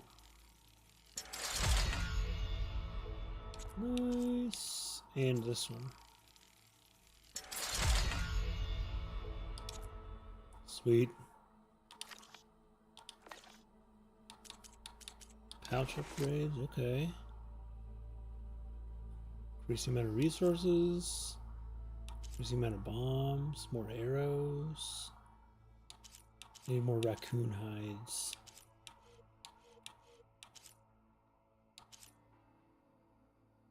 Let's do this one. And this one. Create a job for this one.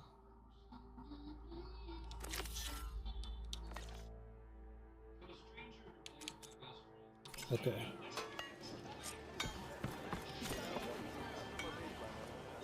Anyway, we'll do acid damage. Salutations, fair maiden. Who might you be? I know you see me. This should be useful. Okay. Now I just need to find Erend and help him clear the bristlebacks. The bristlebacks. Who's this guy down here?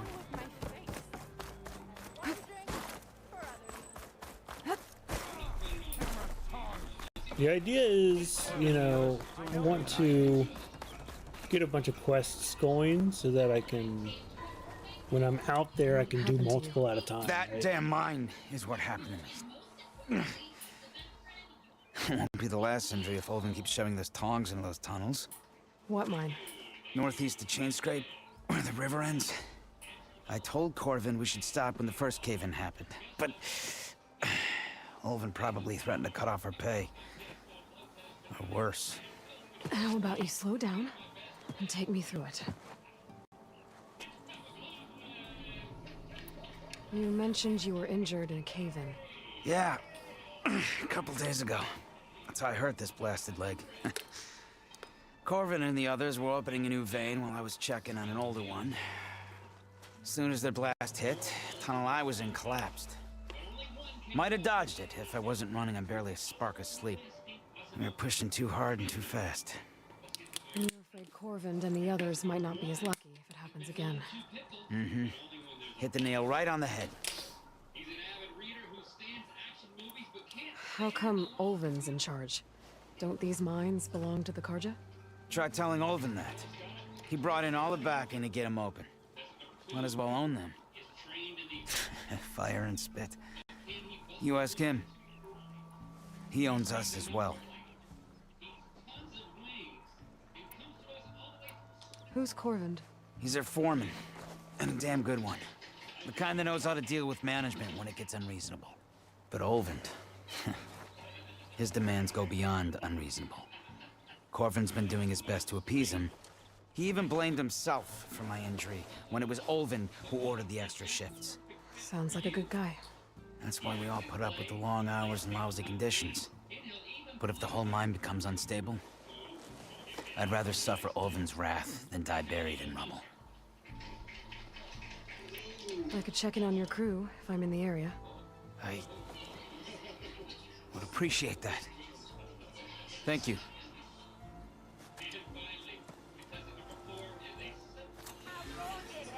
All right.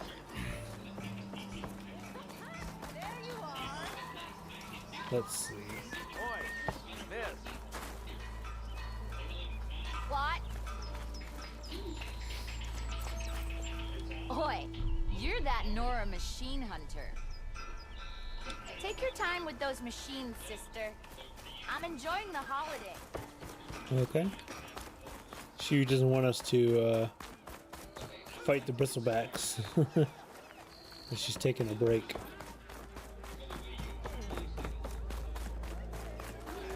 Unknown strike. If I'm drunk, you watch yourself. What is an unknown machine strike? What does that mean? What? It's down inside of there?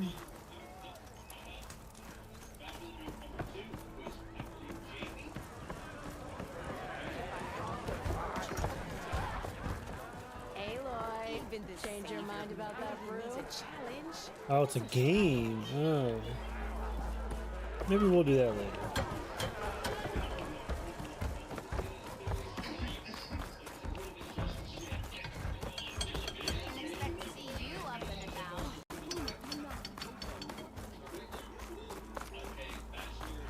Leave it to the Vanguard, sister. They'll handle The Vanguard. Hey, look, chargers. Oh wait, It's these are after bad me. guys? That bristleback. Thank the Forge you were here. Get inside until it's safe. Don't You're have welcome. to tell me twice. I just murdered that thing in one hit.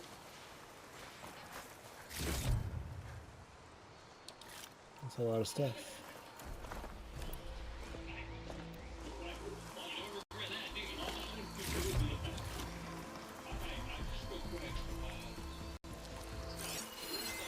Shotgun will come in handy. Weak versus electric. Versus fire. Locked, mountable.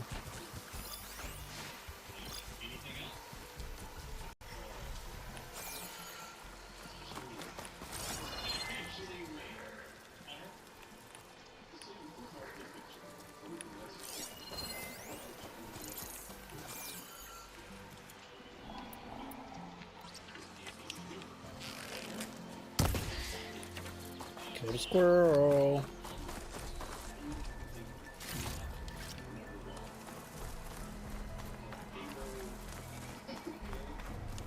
I don't know that I need to kill these chargers for no reason.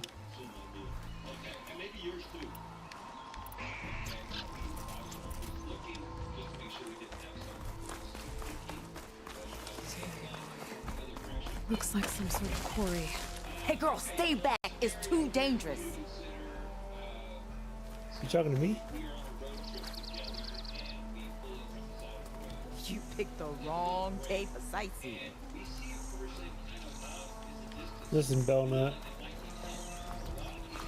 I'm a little more capable than you might think. Suspended logs.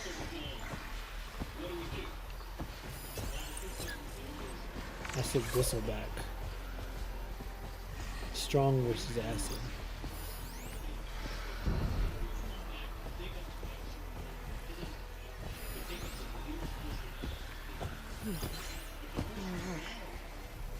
And it's full of bristlebacks.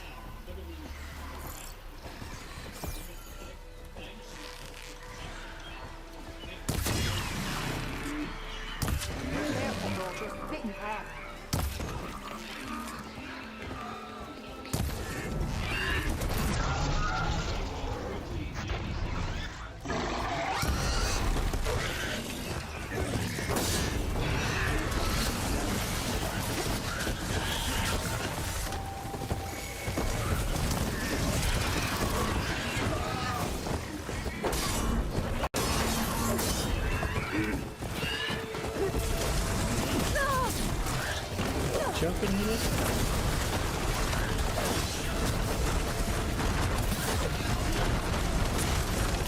They're on that now.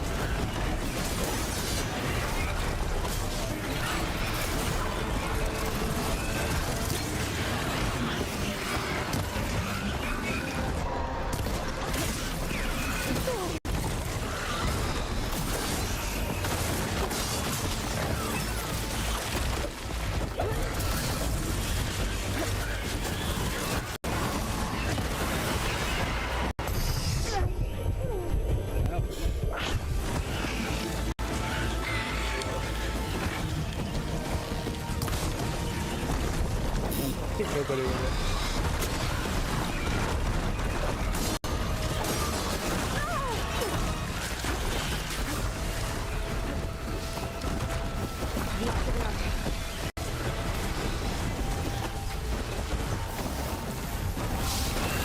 Incoming.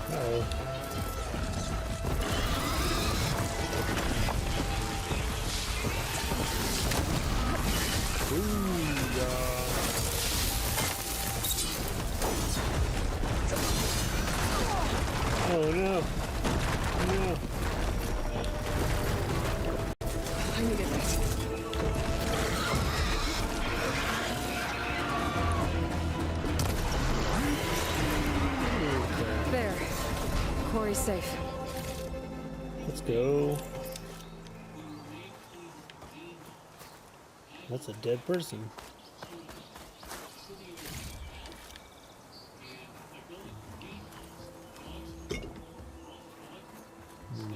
Metal bite.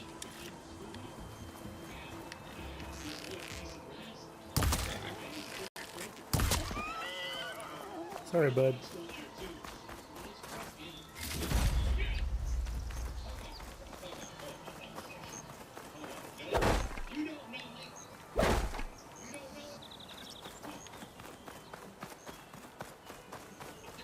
I already got this guy. I already got this guy.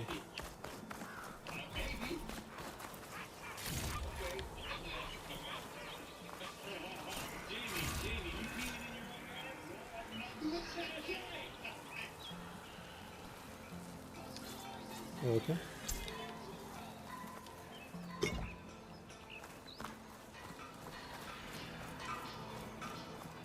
Everything? I don't know what Honora's doing out here, but consider yourself owed. We tried to hold off and wait for the Vanguard, but one of them bristlebacks charged us. Next thing you know was a full-fledged fracas. Is everyone okay? Fracas. We lost some good people, but we would have lost the whole quarry without you. Well, at least it's quiet now. Your ears ought to be ringing with a quarry at work, but Chain Scrape's whistle ain't blowing, so we're stuck picking up the pieces.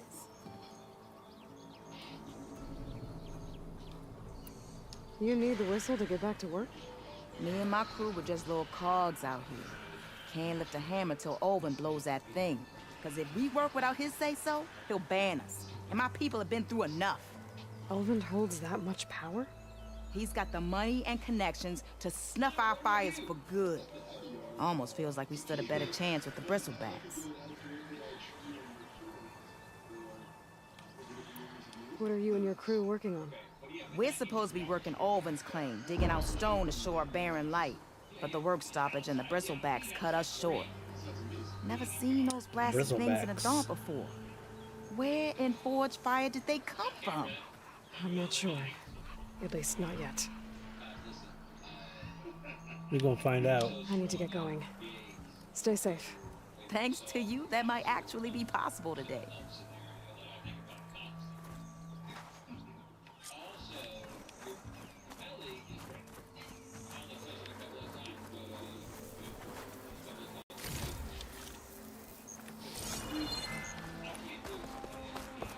Definitely gonna need more of these.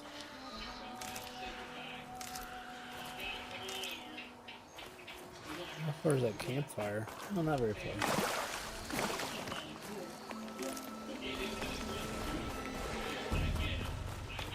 Over here.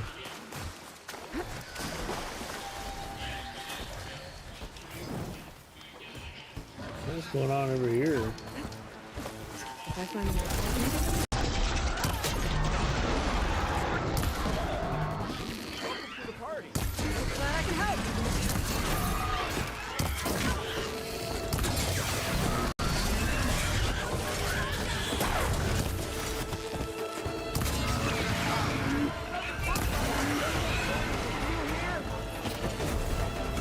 let's do it.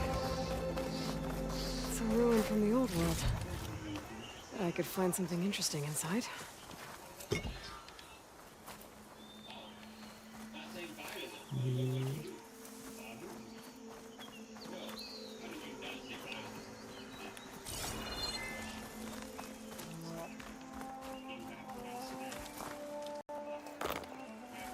A rock.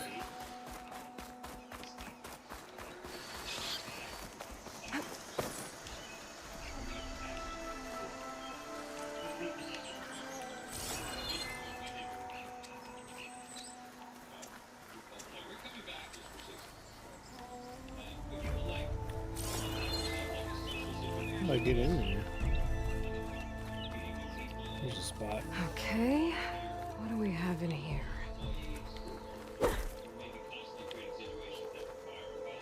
There's something in there.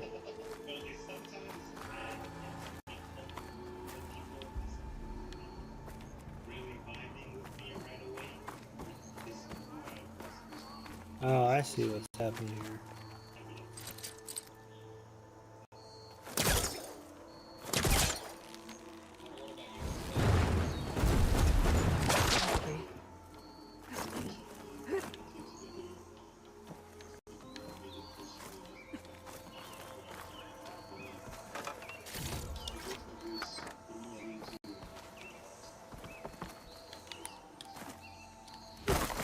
Oh, what? Wasn't far enough?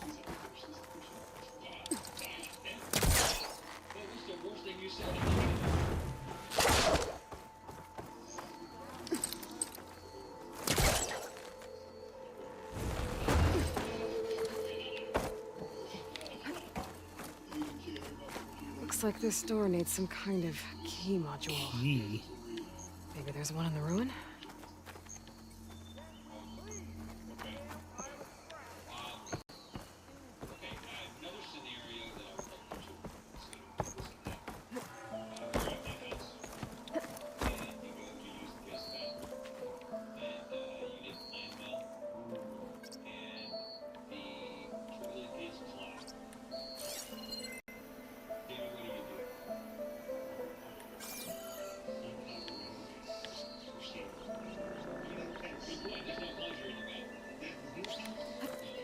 There's data here.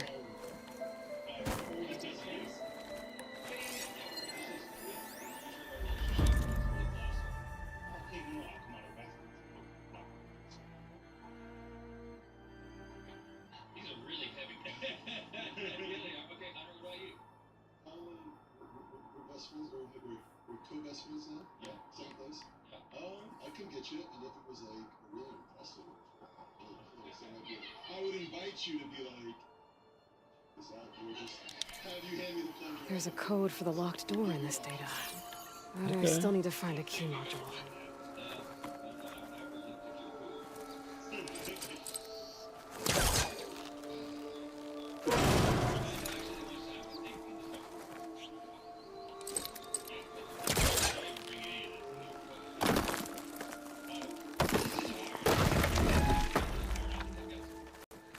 Okay.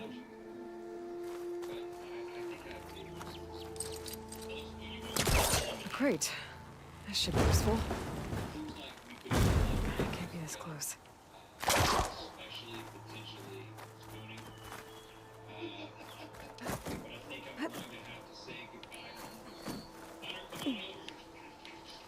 Okay. Gotta find a key for the door. Well, hold on. Can I pull that towards me? Oh. What? Come on.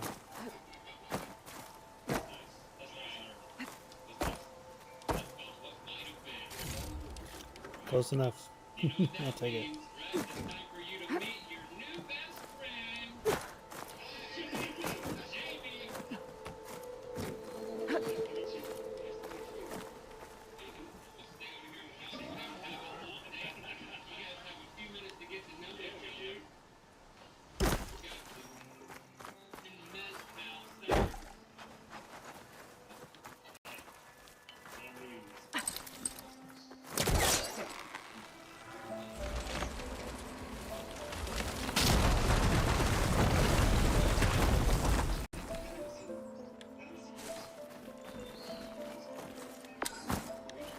There's more of the ruin down here. Where to now?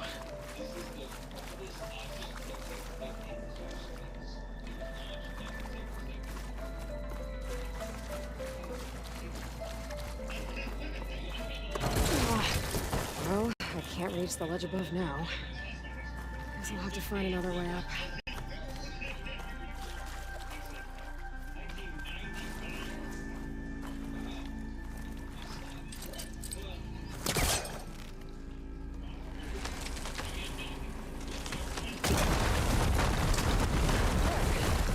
More light down here.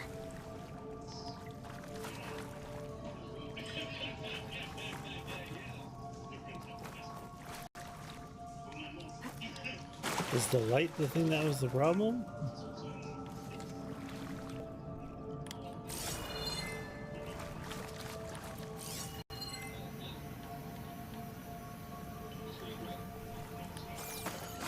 What's this?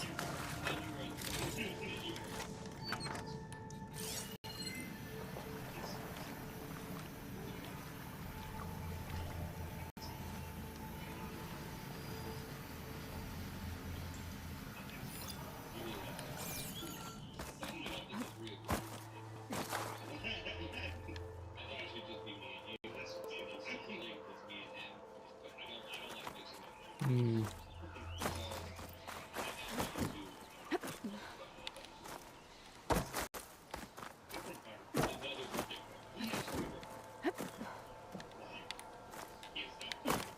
Can I get up there?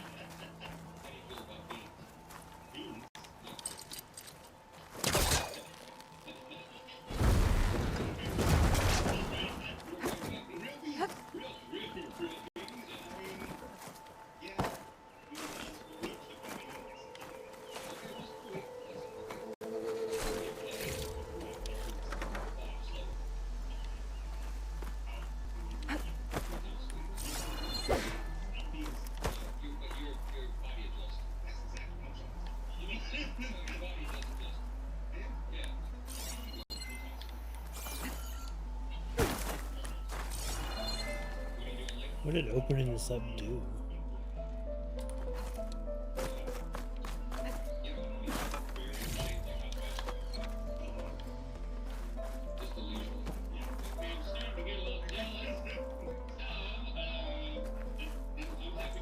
Hmm.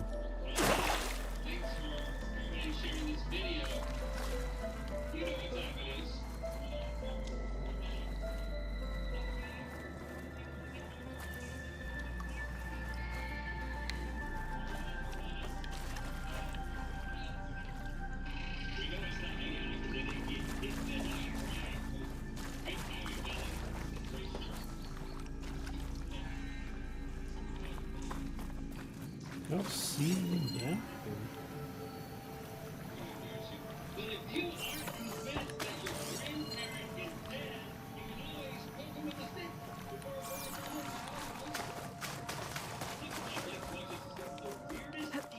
Hmm.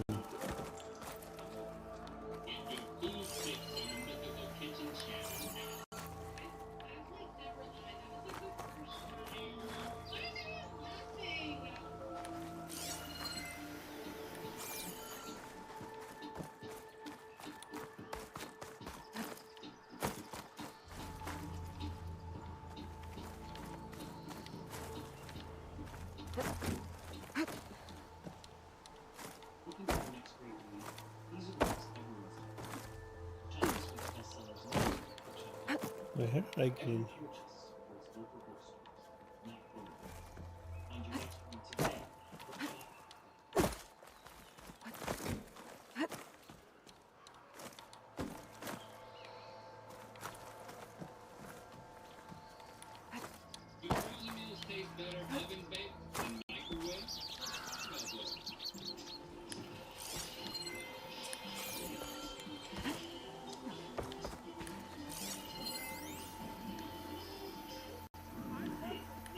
I haven't found a key module.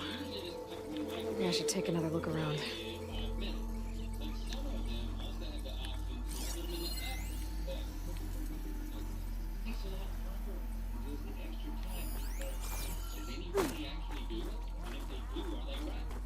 Key module?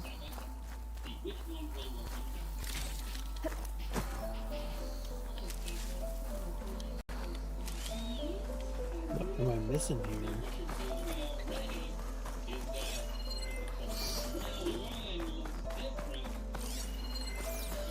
Down there. Hello.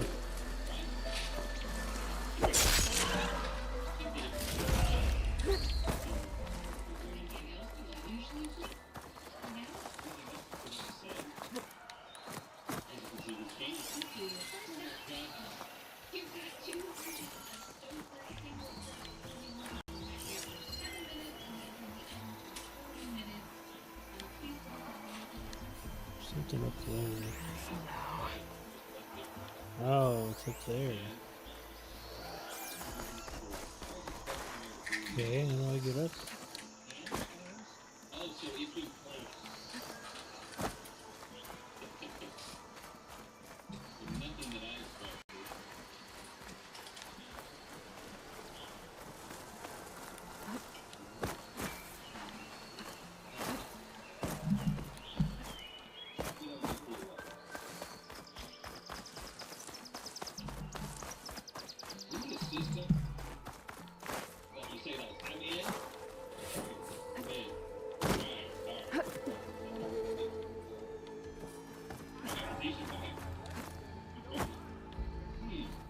How did I get over there?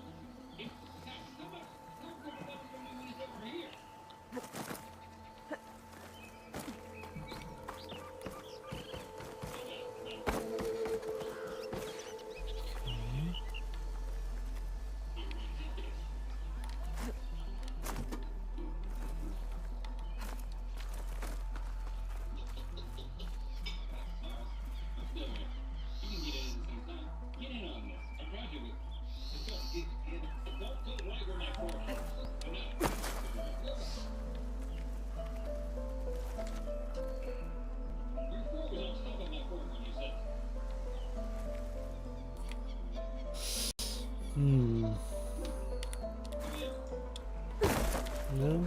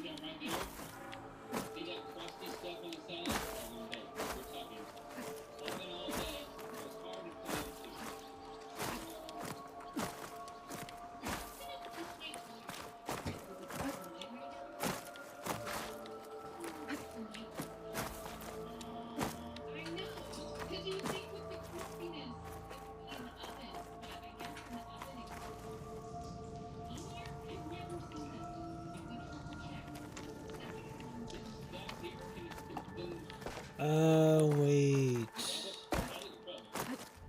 I gotta pull this down, don't I? It's too far away.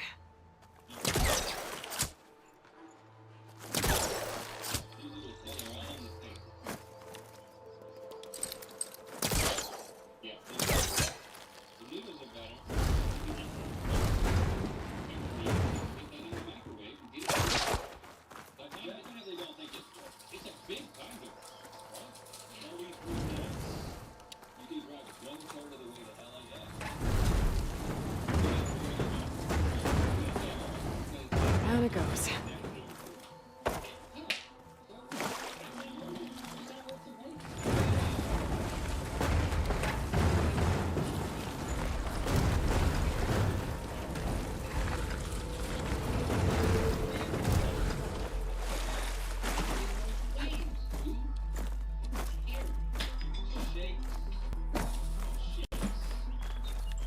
Okay. Now where does this lead?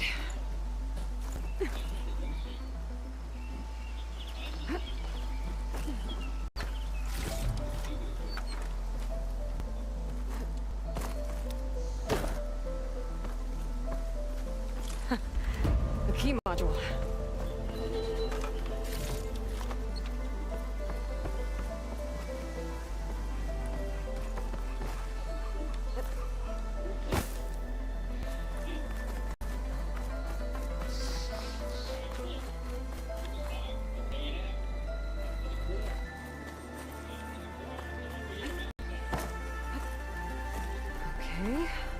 see if this key fits.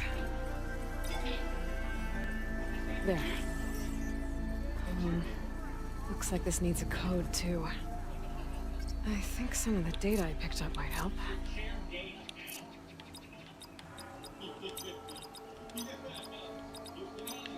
Got it! What is that? What is this thing?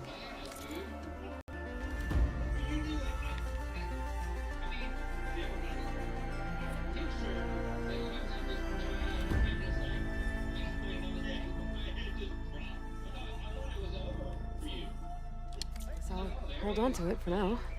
Might find a use for it later.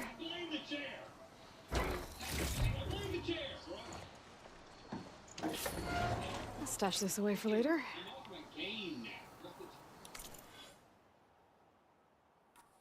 Five skill point 6.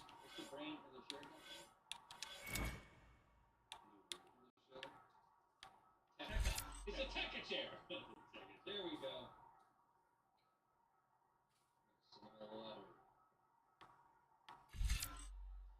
Good night, TARDIS. See you next time.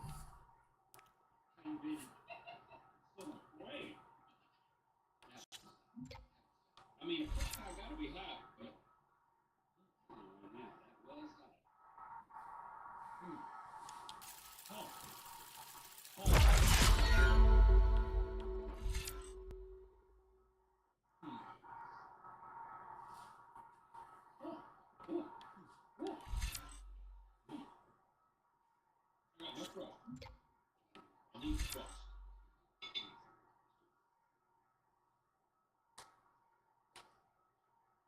that was hardly anything. I got an overall bigger burst of flavor from one of these, which I'm assuming is from the other. I just think that things will just they'll come together better with more time. It just has to be true, right?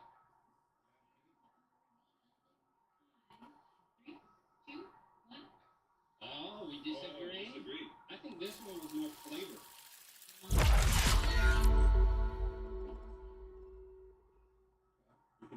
Definitely come out of it. I got back to this one and noticed it felt pretty crispy.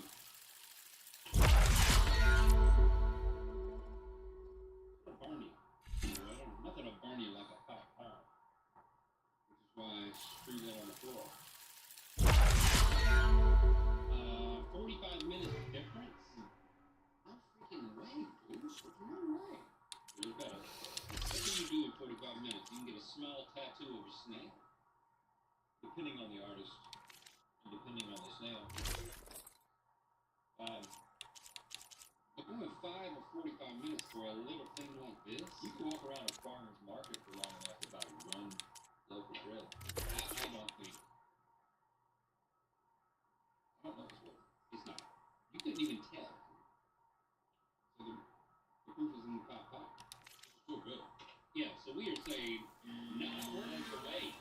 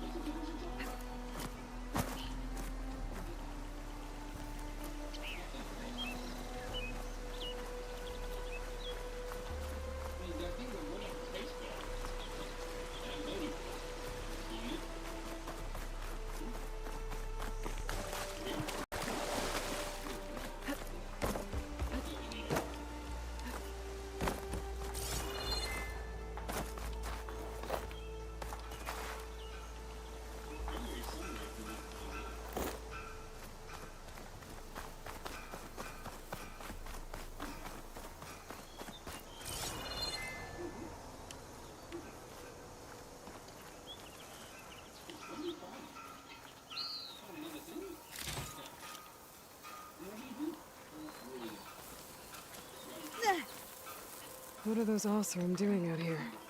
Quick! Gotta scrap him before the scroungers get him! Oh, that bristleback's charging right at them. Oh, here we go!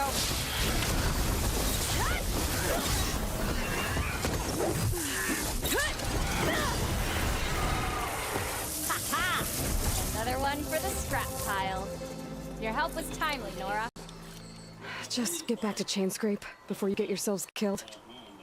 Not with all this salvage lying about. Come on, crew, back to it.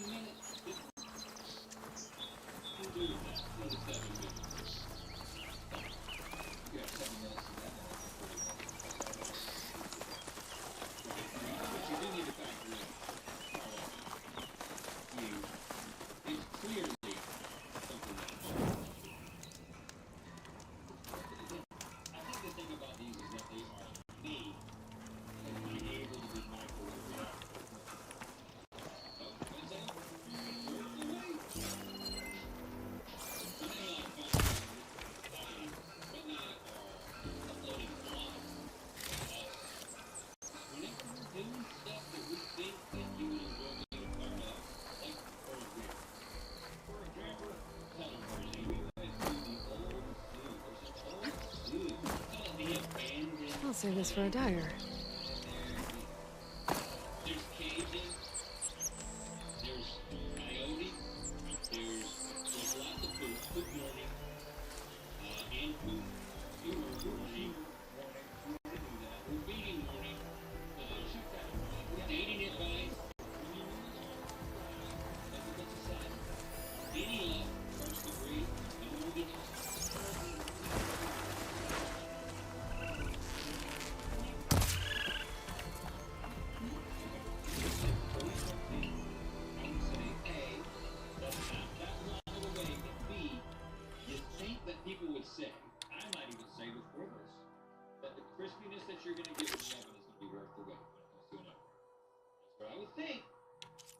There's also a dip.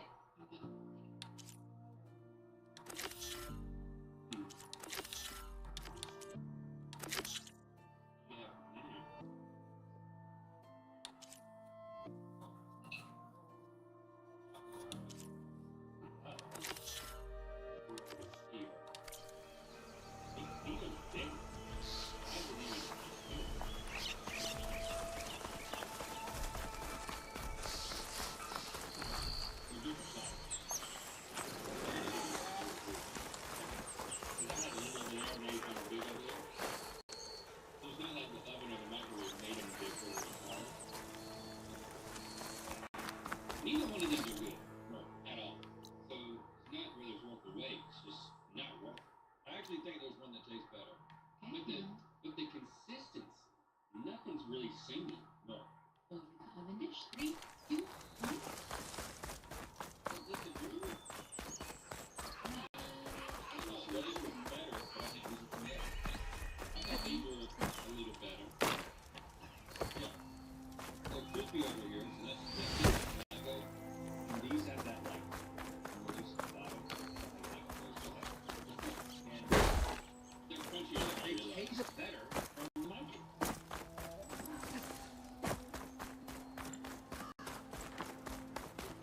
Javad said the bristlebacks were first spotted west of the quarry. I should see if there's anything in the back of the valley.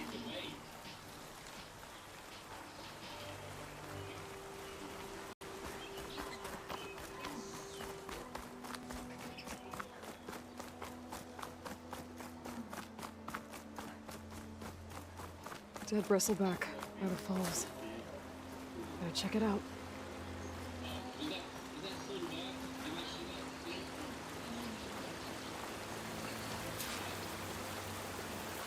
Looks like it died on impact. Maybe it charged off the cliff up there. I better keep following the trail up.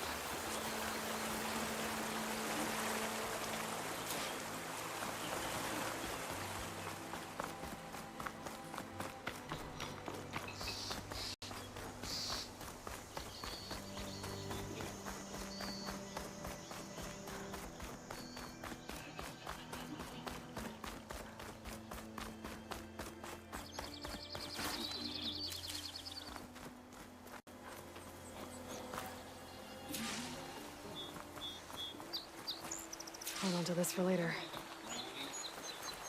Okay, I think I have enough bitter leaf.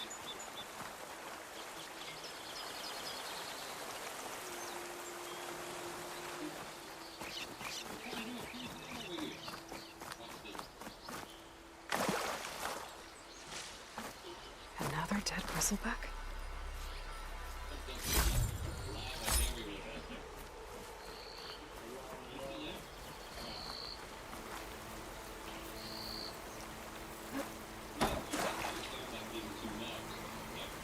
I have charged off the cliff above. I should keep going up the trail.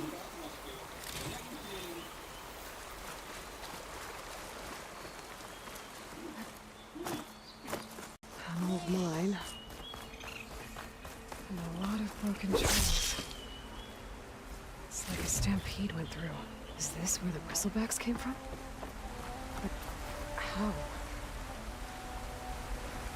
Unless this cave leads out of the Daunt.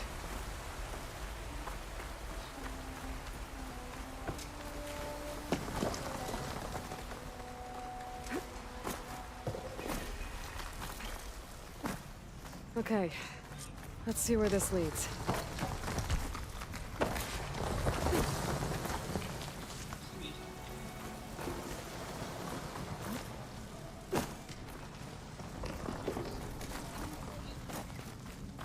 The old cart tracks collapsed. It looks recent. Guess I'm not going that way.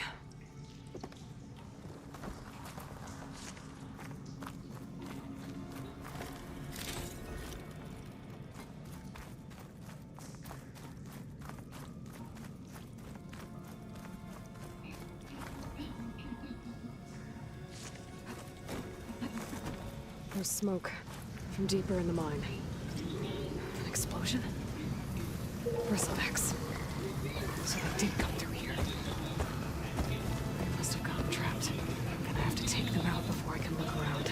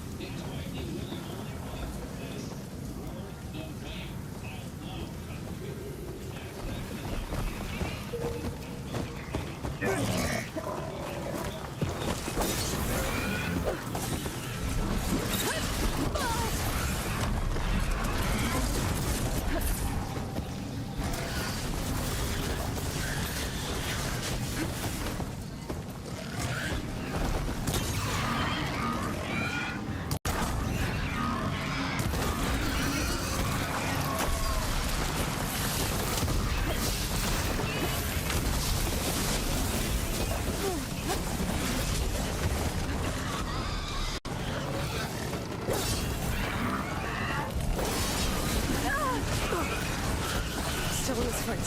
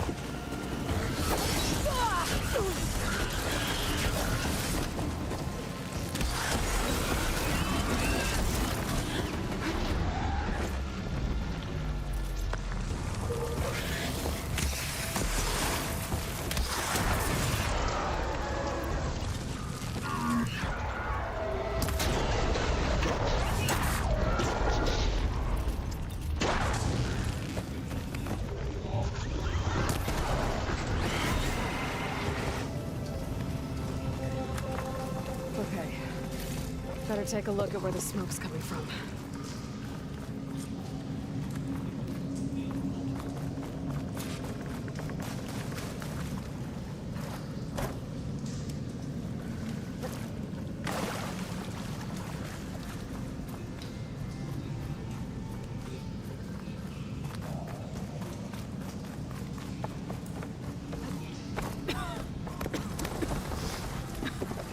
There's a lot of smoke.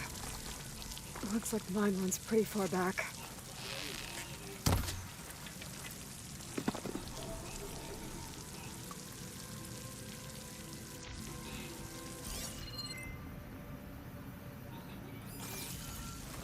There's a big blaze here to blast a mountain open. And there's a note on one of the barrels. This note's addressed to Oland. Looks like this mine was supposed to be shut down. They must have gotten greedy. Kept blasting deeper into the mountain. I should let Javad know what I found.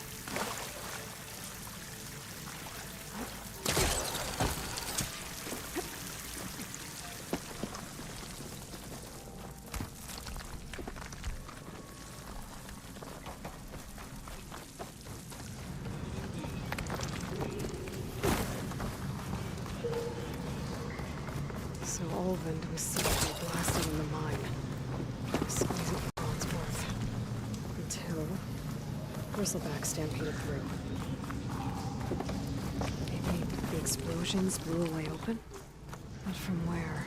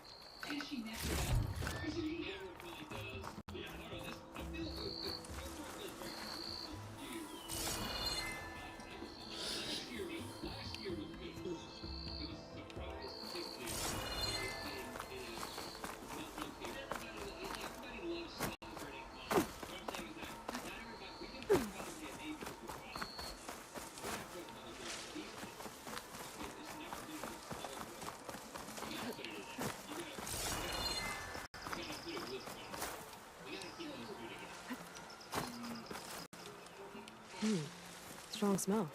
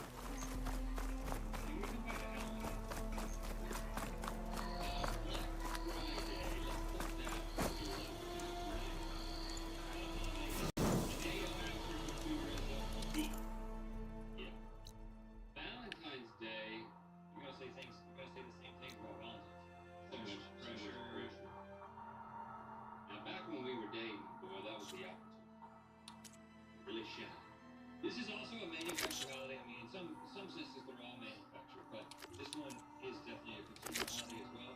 But it is based on like some saint that did something. But I think the thing about Valentine's Day is that it is an opportunity to do something special in the context of your relationship. A lot of people are like, I don't want a manufactured thing. Like every day is Valentine's Day, right? actually like the curious you know, and it's a holiday that's just about you and your partner. It's not about anybody else's birthday, whether that's your mom or Jesus. It's just your relationship. So I think that this is, I mean, well, there is pressure. It is manufactured holiday at least. You don't go higher than B, but it feels like it's All right, let's go and do it.